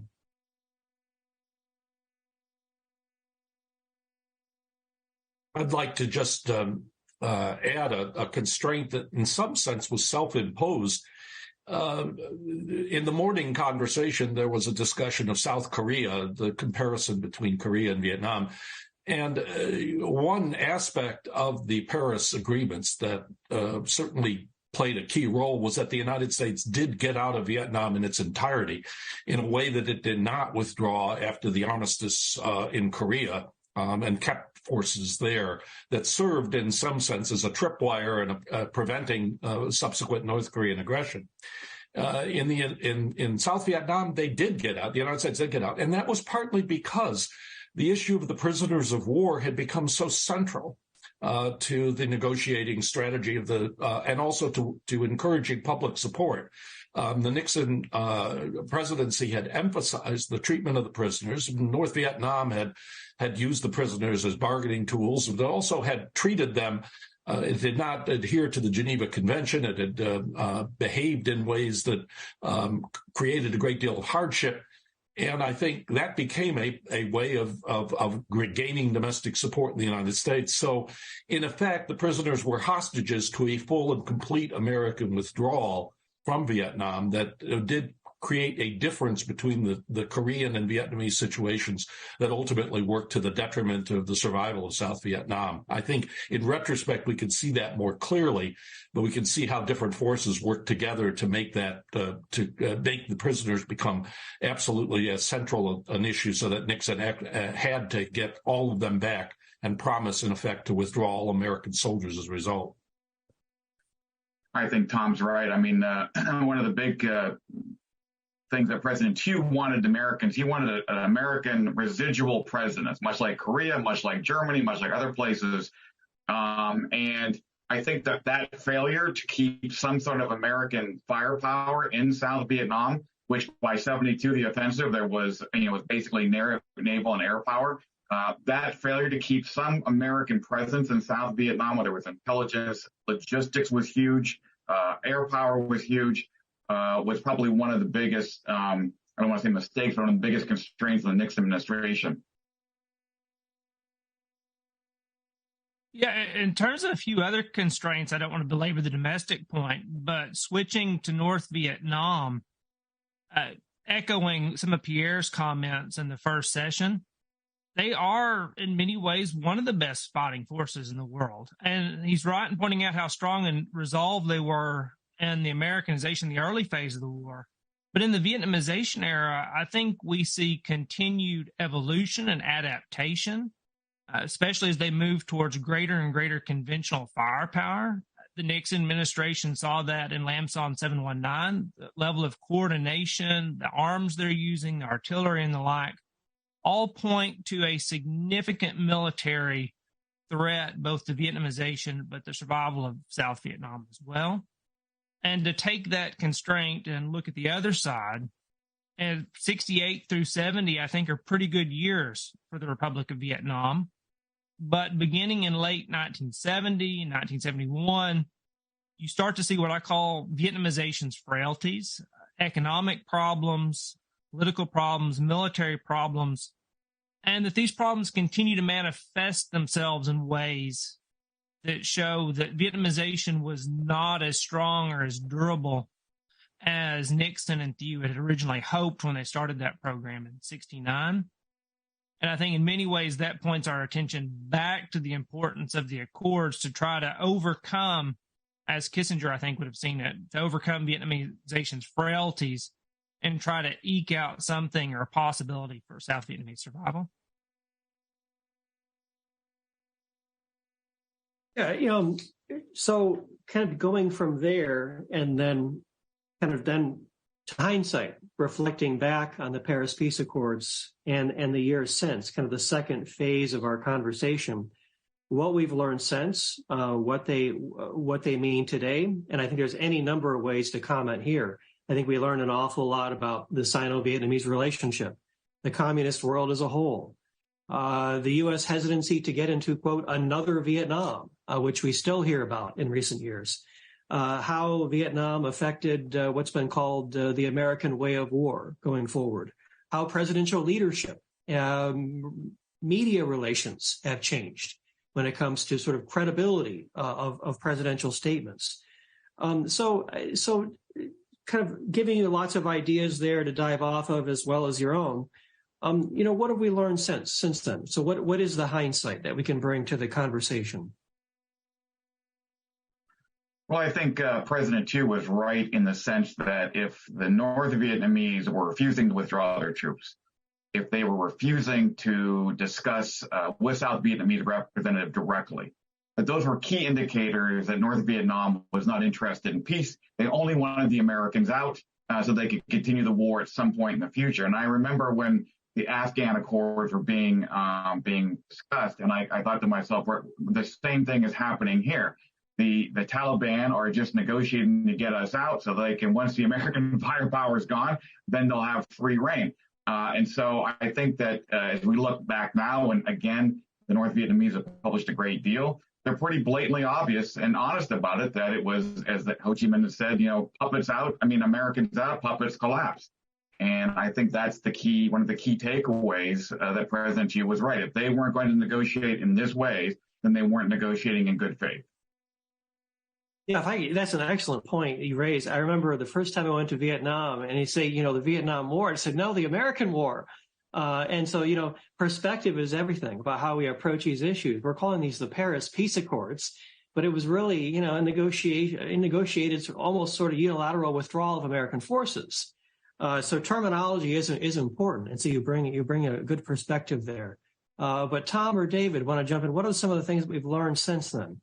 I think we have learned. One thing we did have learned is the degree to which, in many respects, people who supported the war were right about certain things, as well as people who opposed the war. And one of the things people who supported the war were right about was that North Vietnam was guiding South Vietnam, the insurgency. It was not a genuine Viet Cong insurgency against the South Vietnamese government. That North Vietnam, Hanoi, dictated the National Liberation Front, and that it was, in effect, also with substantial aid from Russia and China, and that in that sense, it was part of the Cold War. And it was not simply a Vietnamese civil war, but it was also part of the Cold War. And we know the extent to which Russia and China provided enormous amounts of assistance that enabled North Vietnam really to prevail and to survive during its conflict with the South. We know, in that sense, we know a lot more about the Vietnamese, although not completely, we know a lot more about the degree to which Hanoi really directed the struggle and was directing it from the very beginning. And I think in that sense, even if the people who supported the war were right, the people who opposed the war, on the other hand, probably were right in the sense that the war ultimately did not mean as much as many who supported the war did, namely the idea that the loss in Vietnam would have terrible consequences throughout the world, the dominoes, this sort of thing. So in effect, both sides have been humbled, I think, by some of the things we have learned since. That on the one hand, that indeed it was, that many respects, American and what the Washington said about the Vietnamese communists was correct. On the other hand, the implications that it suggested would happen as a result of the loss of South Vietnam were dramatically overstated. Just to continue that thought, Tom, I think it plays to, in the Vietnam War as a whole, should reemphasize a need for humility in approaching foreign policy and events, and an understanding, especially in hindsight, how complex events can be, and the need to bring in lots of different perspectives. I think that's one of the benefits of the research that a lot of scholars are doing at the moment, that we're hearing more Vietnamese, Chinese, Soviet perspectives on the war. And in many ways that reemphasizes just how difficult the decisions are, that Nixon was right when he said he had no easy choices. And certainly the longer I look at Vietnam in any stage of the war, rather than finding easy or clear answers with the benefit of hindsight, it's complex. And if anything, that again, in my mind, points toward a need for greater humility and circumspection in regards to foreign policy.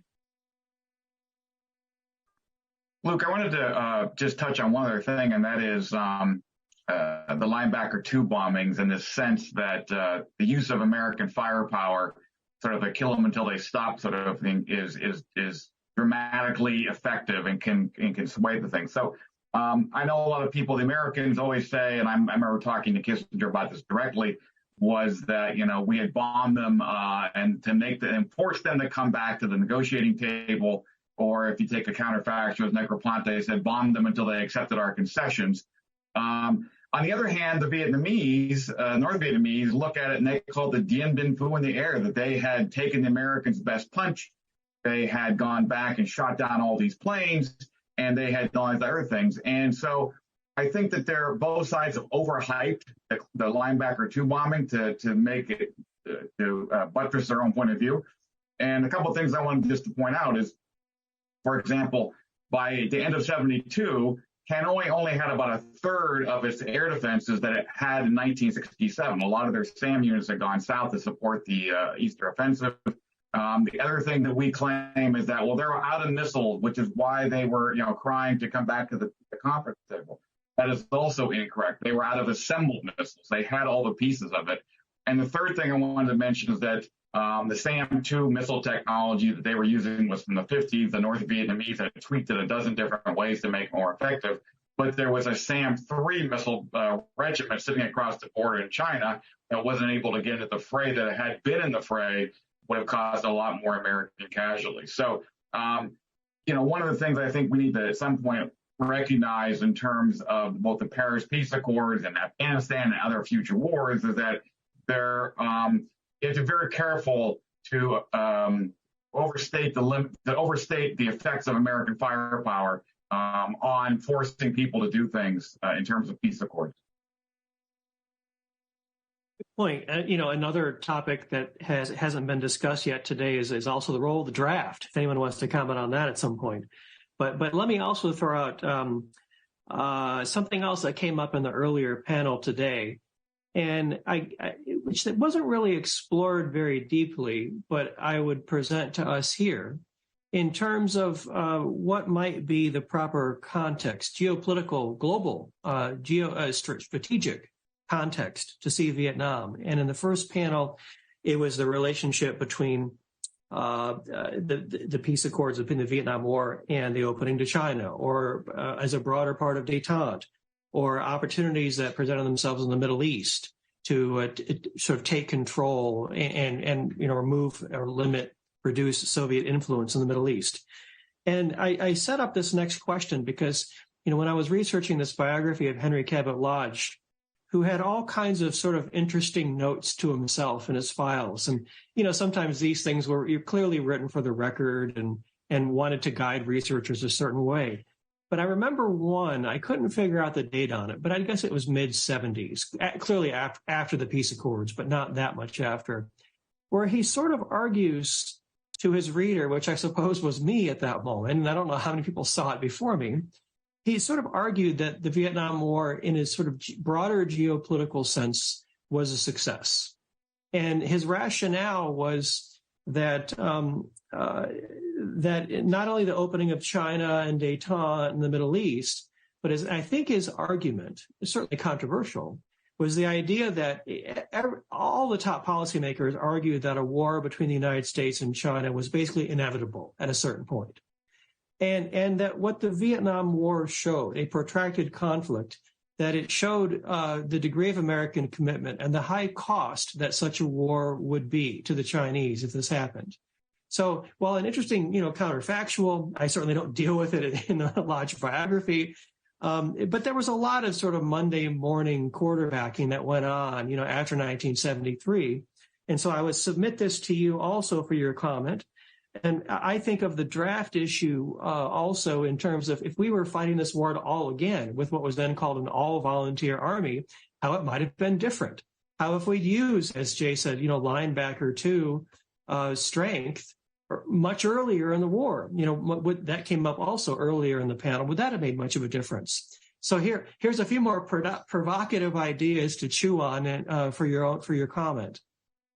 Can I jump in on both of these? The interesting thing is, of course, many people think that the development of the volunteer army allowed Washington to use force more readily because the draft was so central to the opposition to the war that the absence of a draft reduced the degree of anti-war sentiment. Now, the Iraq War showed that that's not always the case, that a war that seems to drag on, even if fought by volunteers, can become distinctly unpopular and become a problem for a domestic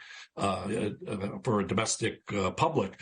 But I think it is the case that one of the most consequential effects of the Vietnam War was the end of the draft and the end of that. And that has had other aspects to it, I think, in terms of how Americans see their relationship to their country and making for a difference in perhaps in levels of sentiment, national sentiment, patriotic sentiment.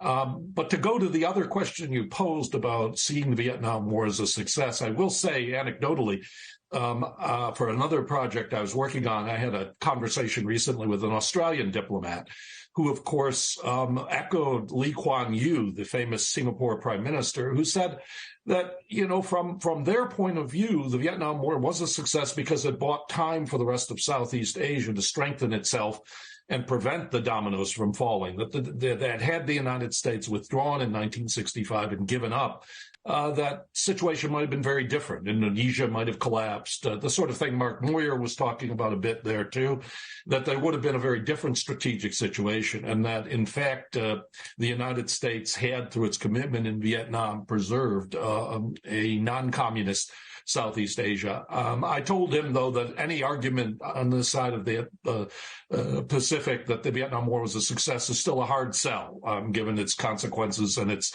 what it did to American society. But it is interesting that that's still out there from a sort of geopolitical framework and all the rest, that people from different perspectives in different parts of the world see the war in different ways. Yeah, certainly in terms of if you're looking at a game of chess, I think any chess player would gladly give up a pawn for a rook or a knight. Now we're talking also about human lives, at a certain point in terms of policymakers. And also, I think a couple of other unintended consequences in the last 50 years, certainly bilateral relations between the United States and Vietnam today are better than any point in my lifetime. They've become in a sense, one of our closest friends, or at least frenemies, with being on the periphery of China and the new containment strategy. Not to mention the fact, I was thinking the other day, my primary care physician is Vietnamese origin. My students are Vietnamese. You can't go anywhere in Orange County without running into Vietnamese. And in a sense, it was sort of Vietnam's loss was America's gain, in terms of, Vietnamese Americans have added certainly richly to our own national cultural estuary, to really bring it forward 50 years later. But these are just sort of random thoughts that occurred to me while I was getting ready. But another controversial idea we haven't talked about is the way that Vietnam changed the relationship between the White House and the media, is another factor I think we get down. But again, I thrown out a bunch of ideas for you to potentially comment on if you'd like to. I'll come back around to the geostrategic context. One of the things we don't often think about as far as the operating context that Nixon, Kissinger, and Secretary of Defense Melvin Laird as well are looking at is a perceived sense, and it's something the Johnson White House and the Nixon White House shared, is a sense of rising neo-isolationism in the United States, that especially after the Americanization of the war, there are rising voices in Congress, I'm thinking Senator Mike Mansfield, Senator Fulbright, that are calling not just for reductions, if not withdrawal from Vietnam, but also reductions from NATO.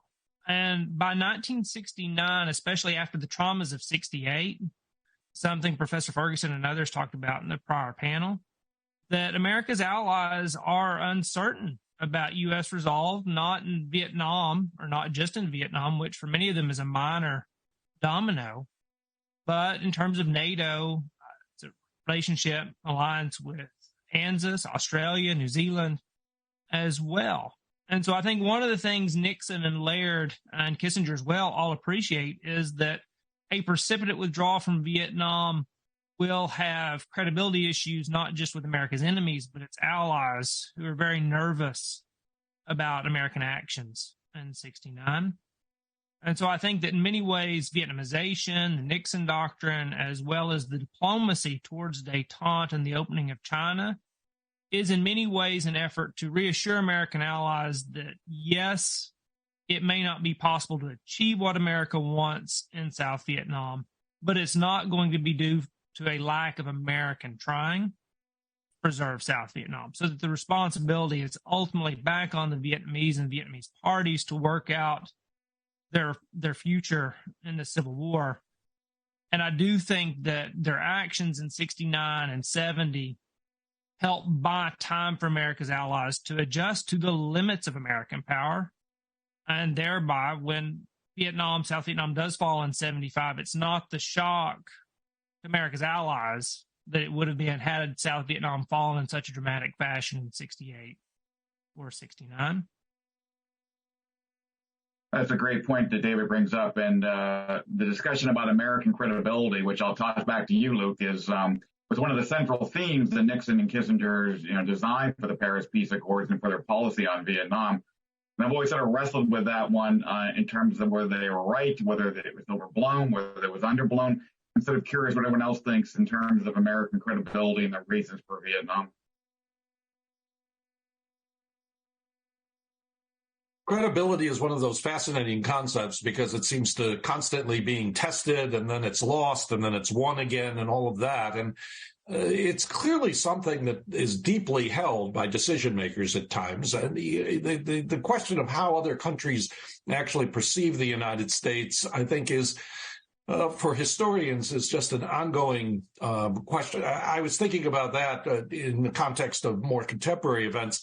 The argument, for example, that Putin would have gone into Ukraine or would not have gone into Ukraine had the United States not precipitously withdrawn from Afghanistan and sort of shown itself sort of not being willing to maintain even a minimal military presence there and willing to accept a rather humiliating defeat. These types of things, that type of argument is going to be an ongoing one. I think there's no question from studying diplomatic documents that foreign leaders do tell American presidents that credibility is important. Now, sometimes they do that for their own domestic purposes as well, and how much they're telling us something we want to believe always comes into play as well. But I think Nixon did believe. I actually think that he was more concerned less about foreign credibility than what would be the consequences of a disaster in Vietnam for American public opinion. That in effect, I think he believed that a disastrous defeat in Vietnam would discourage Americans and would have an impact on the ability of a president to maintain the type of foreign commitments that he believed were necessary. And I think in that sense, one of the biggest issues of credibility that I think from my own sort of looking at Nixon and Kissinger that was with the American people, that in the end he believed one of Kissinger's mentors, Fritz Kramer, wrote a memo early on in the administration saying that the people are not generous with losers. That in effect, they resent defeat much more than than people believe, and in effect saying that if you're defeated in Vietnam, you're going to pay for it, and it's going to have a real consequence for your ability to carry out foreign policy. And I know Kissinger forwarded that memo, and I know Nixon thought, yes, he's right about this, that this is something that will be that I share in that belief. But that's my take on it, Luke. Yeah, I suppose another way to interpret that is I think Kissinger refers to Kramer on the tapes as my right-wing friend in the Pentagon. I think another way to reinterpret that, since we're talking about controversial ideas, is that perhaps Vietnam was bigger in American domestic policy than it was foreign policy, or at least it did, became so at a certain point. And I'm not sure many people have commented on it, in that sense. I will tell you, we do have questions come in, so we're not reaching complete radio silence. We are going out on the airwaves and reaching someone. So we will got about a half dozen questions that we'll get to here in just a minute. But let me sort of transition here from the second part of our conversation to our third part. And if you were waiting to chime in there on any other issue, feel free to do so in just a minute. So where do we stand today? What do we not know? What are the unanswered questions? What are the future potential areas of research? I suppose if Donald Rumsfeld were with us, he would say it was what are the known unknowns, about the Paris Peace Accords and the research that goes on here. Certainly, easy, low-hanging fruit. We all struggle with access in our own archives. Certainly, access in Chinese archives, Russian archives, in Hanoi, Vietnamese archives would be essential to having a fuller understanding of this subject in the future. But where do you all come out on this? What do we have yet to learn on the subject?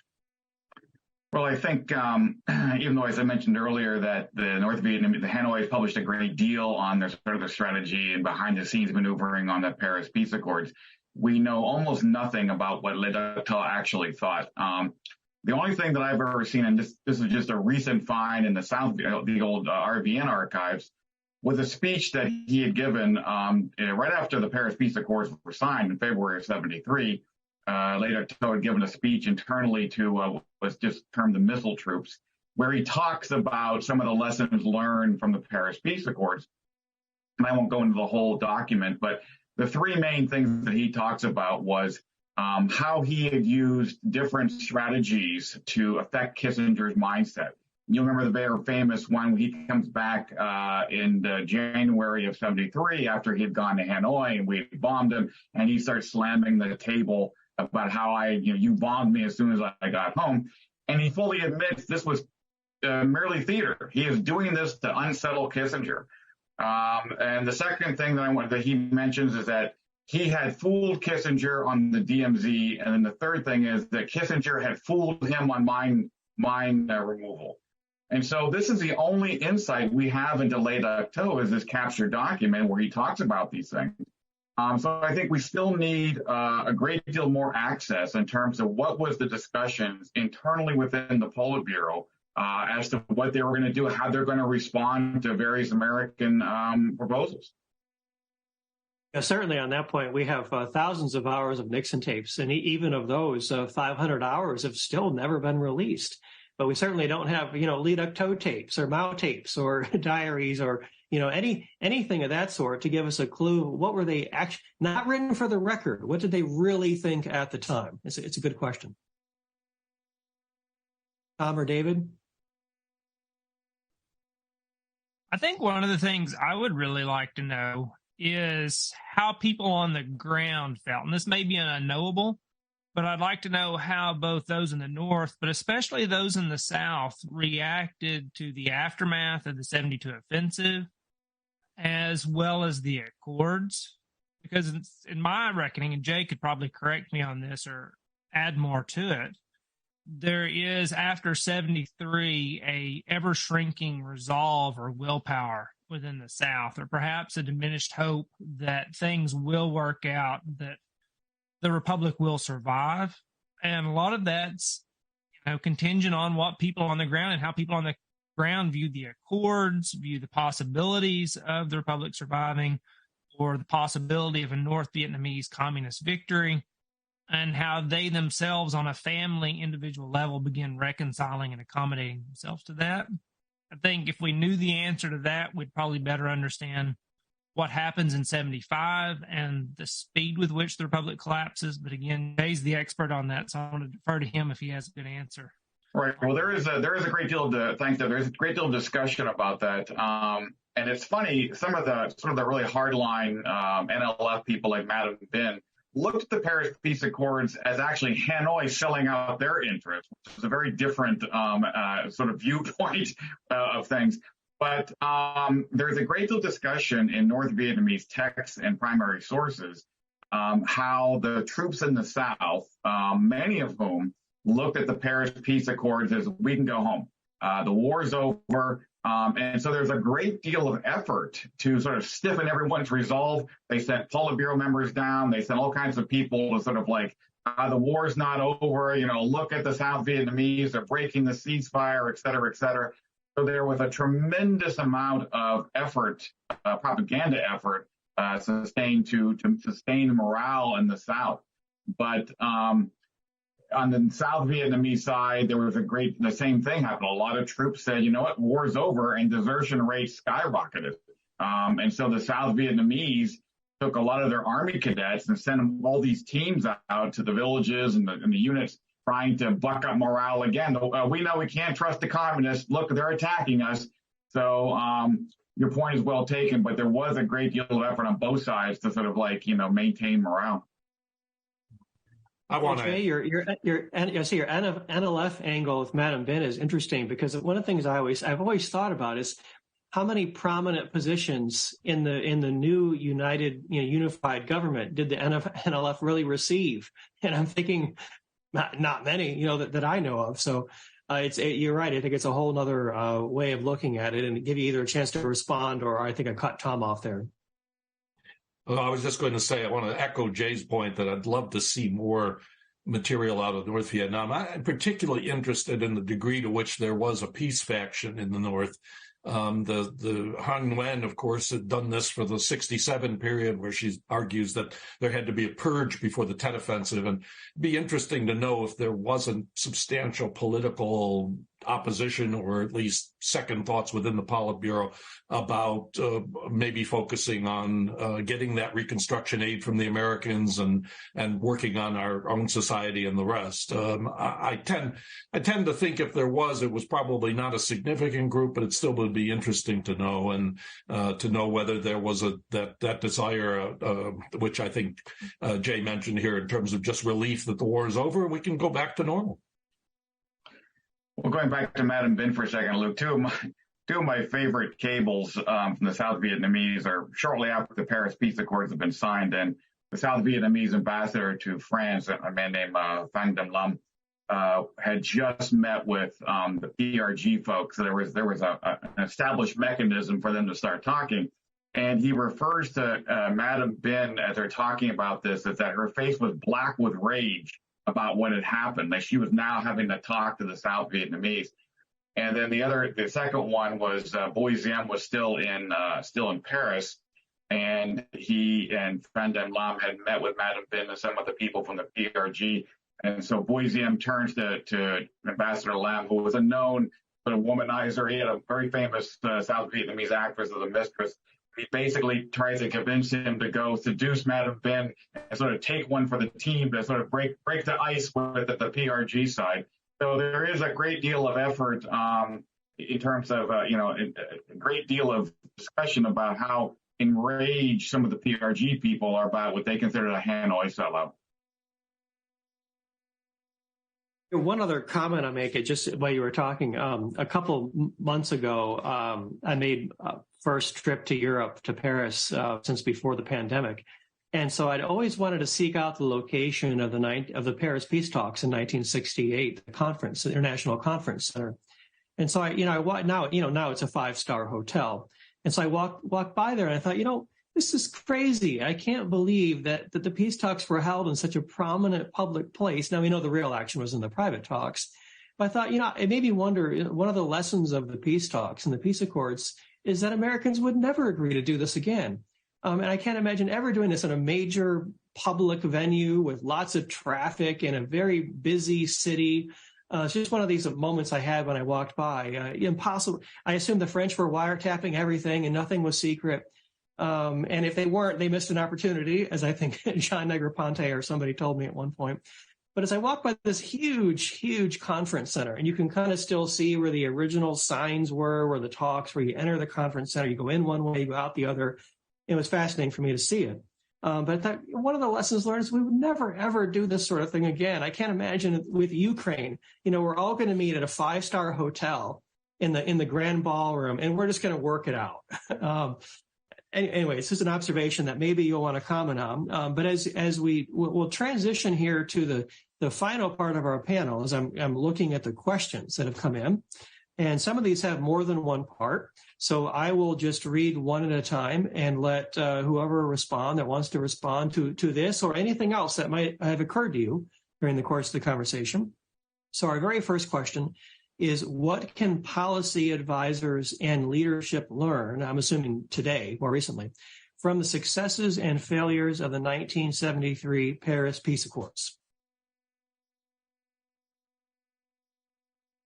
Well, I think one thing is, of course, to recognize that a peace accord without substantial enforcement, real teeth in it, and mechanisms to make sure that the parties adhere to what they promised, that if you do that's theater. That's not going to be a serious peace undertaking between two sides. And in that sense, I think one of the things that came up at the end of today's morning discussion was whether sort of peace in Ukraine was possible, and thinking, in order to do something there, you're going to have to ensure that you have real monitoring mechanisms and that there's some guarantees that are significant there, because otherwise this is simply an opportunity to go home. In the way Afghanistan, the peace almost identical.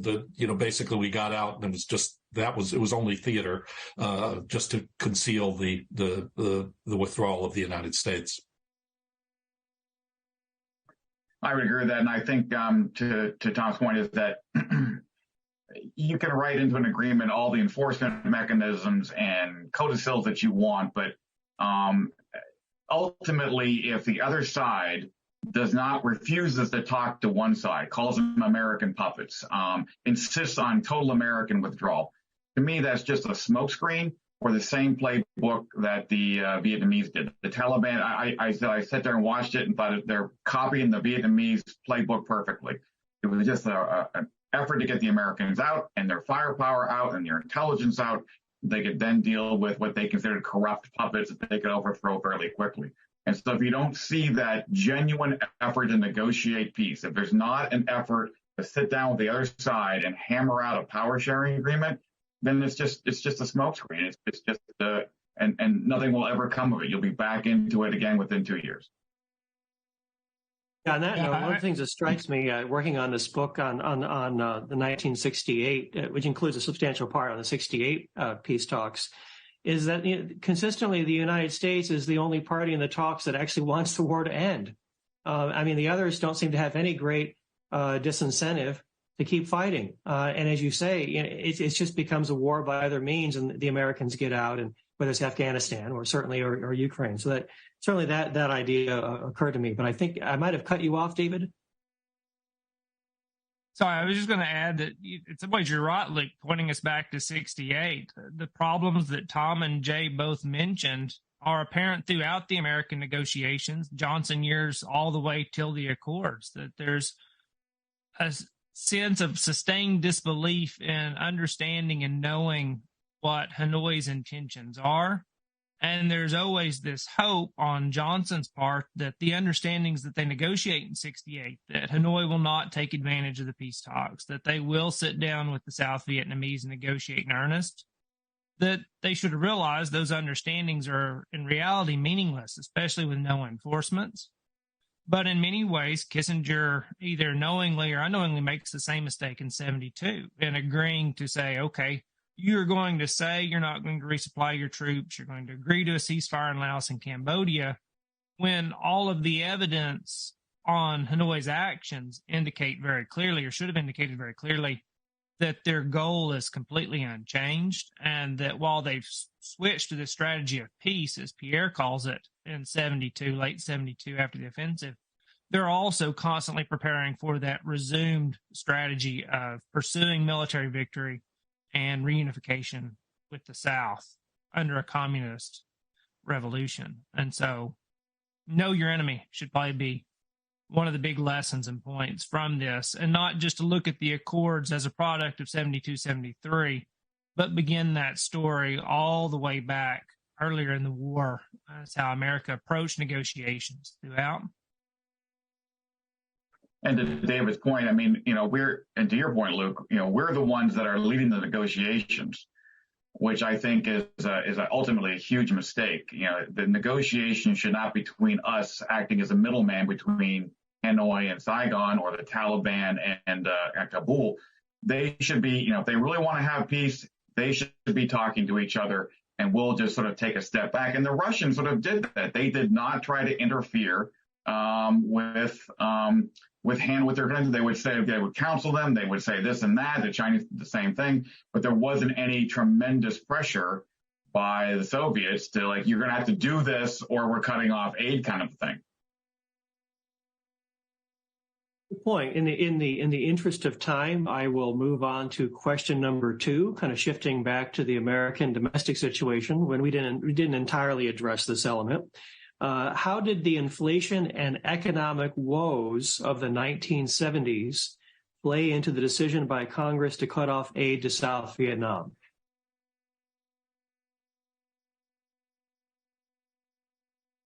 Well, I think it's critical in many ways. Even Richard Nixon in 1969, before we think of the real sharp inflation of the 70s, he has a conversation with key congressional leaders before he goes to meet the astronauts after they come back from the moon landing. And it's before he gives the Guam Doctrine and the Nixon Doctrine speech.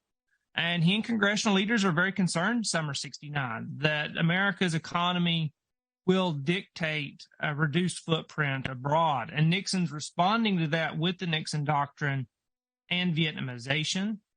But nevertheless, his efforts to deal with balance of payments, worsening economy in the 70s, in many ways also inflicts real pain on the South Vietnamese economy, especially as goods later on in the war, post-accords especially, the oil shocks of the 70s complicates the amount of money they're having to spend on basic munitions and fuel and the like.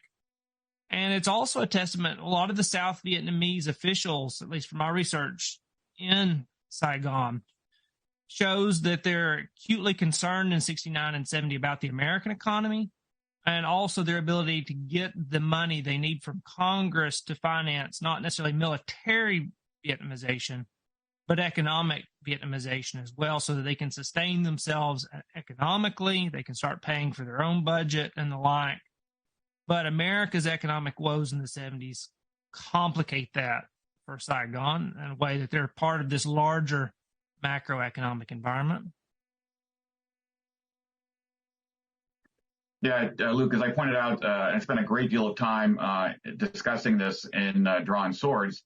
I think if there's one untapped area of the war, it is the economic side, because it drove so much. As David mentioned, there was a real concern in Saigon that the economy was far more paramount in driving decisions than we've ever recognized.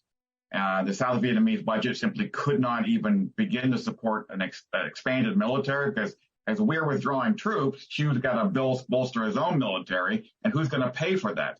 And so the Americans are going to have to pay for that because the South Vietnamese can't. So this whole idea of the economic side of things is one of the really underrepresented areas of study of the Vietnam War, and I tried to address a great deal of that from the South Vietnamese side in my book, Drawn Swords. I think you were going to jump in there a little bit ago. I'm just going to say that I think the ultimate cutoff of aid, or the restrictions on aid, didn't really have an economic justification. Those were simply because it was thought that this war was futile. I mean, cutting off air power in '73, for example, or air operations. So I don't think the economy was crucial there. But I agree with Jay and with David that it had in the background, especially in South Vietnam, the consequences of the reduction in American assistance in terms of the type of economy we had fostered there were much more consequential than I think people realized.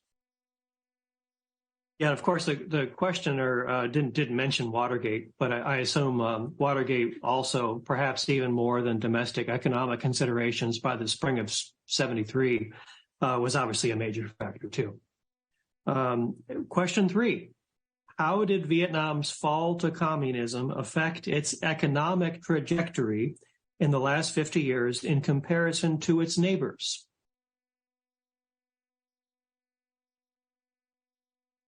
That's a fascinating question. In the initial years after the collapse, Vietnam's economy, the attempt at imposing a collective system on agriculture in the South, the communization, the following of old-fashioned sort of Soviet-type policies was a disaster. Vietnam went from an exporter of rice to an importer of rice. The economy collapsed. You had one of the reasons for the boat people's departure, the exodus from Vietnam, was partially economic. I recently was in Vietnam, and if you talk to Vietnamese of a certain age, what they remember about the 10 years after the end of the war is just the incredible hardships of that period. After 96, the death of Ly Duan, who was the sort of Stalinist leader of Vietnam, and the beginnings of an opening, you begin to see the development of prosperity. Vietnamese have seen in their lifetime of a certain age, they've seen an extraordinary change in the relative prosperity of their country before and after, you might say, the opening to the West, and to following the Chinese model of maintaining tight political control of the Communist Party, but opening the country up to foreign investment, to opening it up to allowing for people to get rich, to make money, this sort of thing. And so Vietnam today is exceedingly more prosperous than it was, of course, earlier. Comparatively, probably not as prosperous as some of the countries in the region, but certainly not as far behind as it once was. Yeah, you anticipated, I was going to comment that there's another way to ask that question, which is if they weren't part of the so-called Asian tigers initially, what did they start doing right, to get where they're at today? But David or Jay, any final words on that, or we will move on? Okay, question 4, and we've got about 15 minutes left, so I think we're doing okay. How does modern day Vietnam understand President Nixon and the Vietnam War? Second part, has the rise of China's influence in the region and additional competition between China and Vietnam reflected on their opinion of the United States and the conflict?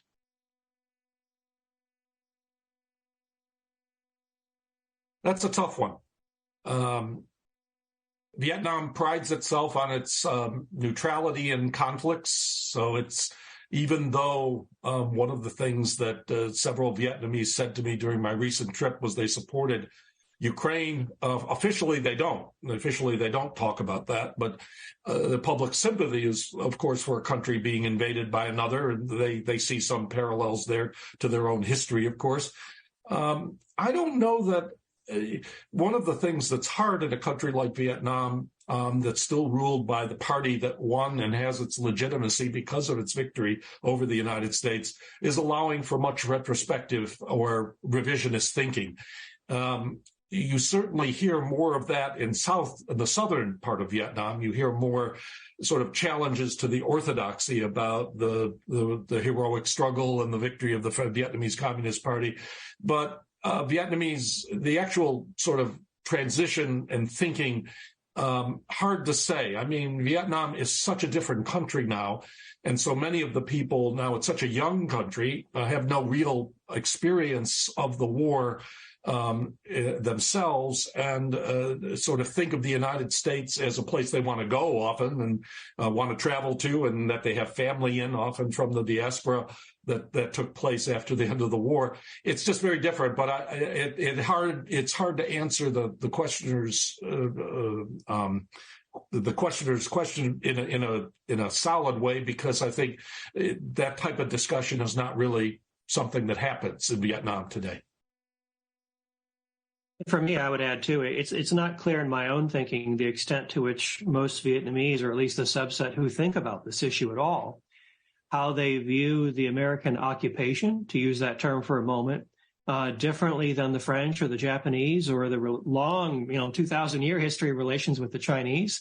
I think a good historian can take this discussion back at least 2,000 years, after all. And so I think that part's unclear. I see in some state news reports acknowledgement of, there's still an awful lot of infrastructure in this nation that was created by the Americans, and not really commenting one way or the other, but I think at least an acknowledgement that it comes from that era. But anything, it's a complicated question for sure, but anything Jay or David you might want to add? I can just say that speaking with a lot of the U.S. government officials who travel back and forth to Vietnam over the last 15 years as part of the POW/MIA group have mentioned to me that the government itself still uses the war as a prop to maintain a one-party rule. As look what we did, we won the war, we unified the country, and therefore we have a reason to be involved. Yet if you talk to sort of the average people, and as Tom mentioned, it's a very young country, most people who were born after the war have a pretty positive view of the United States as a place that they want to go to, as a place that as a people they want to emulate. And a lot of that's just pure commercial goods and pop music and all the sort of things that young people are interested in and making money. Communism itself is sort of a dying breed held onto by sort of the old guard. But I think for the most part, what I've been told is that most people view the Americans as or America in a positive way. Yeah, Tom, you were there more recently than me, but I think I found it to be an exceedingly pro-American place to visit. Sort of everywhere I went, in some ways more so than Western Europe, at least parts of Western Europe. But I was really struck by that. And whether or not you want to comment on that, I will use that as a segue to our second to last question before we get to sort of closing remarks, which was, did the negotiations, which led up to the peace accords, in terms of the bilateral relationship between South Vietnam and the United States, did the announcement of, quote, peace is at hand, fumble relations between the United States and South Vietnam? It certainly did. I mean, President Tu was outraged by the agreement, which he saw as a sellout, and especially the provisions on North Vietnamese troops. David knows this as well from the discussion. So, but it created a real crisis in relations between the South Vietnamese and the United States. And Kissinger has this plaintive moment where he's arguing with Tu, and he says, we have mortgaged our foreign policy for 4 years to the defense of this country, and here you are now, you're not willing to agree. And there was it was a tremendous a crisis between the United States and Tu, and down to the last minute, the idea of whether Tu would actually agree to the accords. Nixon called in some conservative senators to talk to Tu and tell him that, without this agreement, the Americans might not be able to give you aid, all of these sorts of things. So it was a very tense moment in U.S. South Vietnamese relations. I'm just going to add, too, I remember the first time I listened to the Nixon tape where Henry Kissinger leaves the press briefing room and comes into the Oval Office. And, of course, Nixon and Kissinger are sort of celebrating this domestic policy victory, in terms of seeing it in terms of there's no discussion of foreign policy at all. It's domestic policy. The media is finally giving us positive coverage. And Henry Kissinger says something to Nixon like, Mr. President, they were hanging from the rafters. And, and you see that image of all the press kind of packed in there, right? And, it's not, I think, not far from the truth. And I think that the lesson is that by that point in the conflict, my reading of the tapes is that Nixon and Kissinger are seeing this almost completely in terms of domestic politics. And the need to Nixon saying things like, it has to be done in this term. It can't go into a second term of office. Otherwise, it's a failure. But I think that ultimately sets us up. And if you want to jump in, you'll have a chance in this final question, because I think that provides a segue to our final question, which has been debated a lot by historians, but I think still very much debated today. Could Richard Nixon have gotten the same deal in 1969 as he did in 1973? And knowing what the hour of the day is here, this could be a whole dissertation. What say you? The response is absolutely not. Hanoi had absolutely not budged from its prior negotiation stance, would not budge for years. It wasn't until the failure of the 72 offensive and prodding from its allies that it finally grudgingly gave in. on the second part of its two core principles. It was not going to remove North Vietnamese troops, but it would be flexible on a government in South Vietnam, and it didn't get there until 1972. So, in terms of us being able to get a same deal we've gotten in 1969, I think it's just beyond pure speculation. Which we also hopefully will have a few seconds to talk about the so-called decent interval theory, which I also think is preposterous. But I will stop and let David. Well, no, I think you're exactly right, Jay. I think in the category of John Lewis Gaddis, we now know, since we have access or more access to the Vietnamese communist views and what they're writing and saying, as well as the benefit of hindsight, I agree with you. I can't see any scenario that they would have accepted the basis of the 73 Accords in 68 or 69, but rather would have continued prosecuting the war as they did. I agree again as well. I think this is largely a political myth in the United States that basically it's an attack on Nixon. It's basically saying he cost 20,000 lives and he could have had this agreement at first. And it's historical revisionism at its worst. But it of course, it is what, the politics of Vietnam were really, the domestic side was always a very crucial side. And so it's not surprisingly that we still see it in that way, or that people are still making that case. Well, in terms of final remarks, we'll have a chance for a final round robin here. Look, this is the 50th anniversary. Put it on your calendar now for the centennial. I hope we all come back here for another panel to talk about the centennial of the Paris Peace Accords. So whether final thoughts, words of wisdom, or what in the world are we going to be talking about on the centennial, go for it. Well, I think sometimes, and Pierre brought this up on the earlier panel, is that we have a tendency to focus too much on what the Americans could or could not have done, and less on what I view as North Vietnamese betrayal of the written word, and in some ways the South Vietnamese kind of going back on themselves also. So I think that there was never any effort on either Vietnamese side to really try to find a peace. Both sides viewed each other with complete suspicion. So I think we have a tendency to sort of, like, as to your point in the very beginning of this panel, put too much on the American side and not enough on enough blame or anything on the Vietnamese side, because ultimately once the Americans withdrew, it was the two Vietnamese sides, which was ultimately going to come down to anyways, that could not find a way to make peace. If I make it to the centenary of this, I'd be older than Henry Kissinger. I'd be delighted to get there. But one thing I would love to see is a political evolution in Vietnam that ultimately allows a more democratic and pluralistic Vietnam to actually debate the civil war that they had and to discuss whether it was worth it, whether the loss of life inflicted by the determination of the leadership in North Vietnam to win was worth it. It'd be lovely to see Vietnam become more democratic and Americans and Vietnamese be able to discuss this in a way.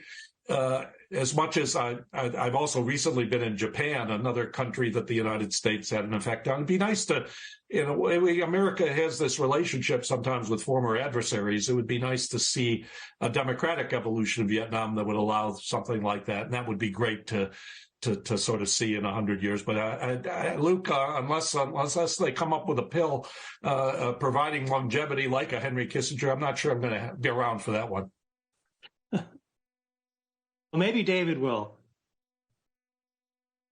Maybe, but not likely. To parry off of Tom's comments, though, I do think in the long sweep of history, looking at other bad human rights actors of the 70s, South Korea and Taiwan, that their evolution to prosperous countries, democratic countries, I think in many ways complicates our memory of the Accords and what could have happened.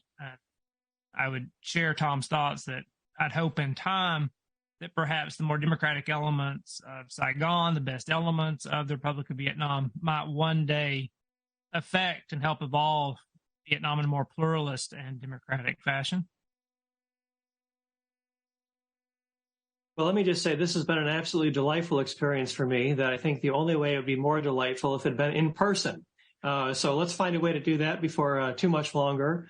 Otherwise, as they say, and Mr. President, I yield back the balance of my time. Well, thank you, Dr. Nichter, and thank you, panel. Ladies and gentlemen, this concludes today's commemoration marking the 50th anniversary of the signing of the Paris Peace Accords. I invite you to connect with the Nixon Foundation online at Nixon Foundation across social media and sign up to receive our emails by going to nixonfoundation.org. Thank you.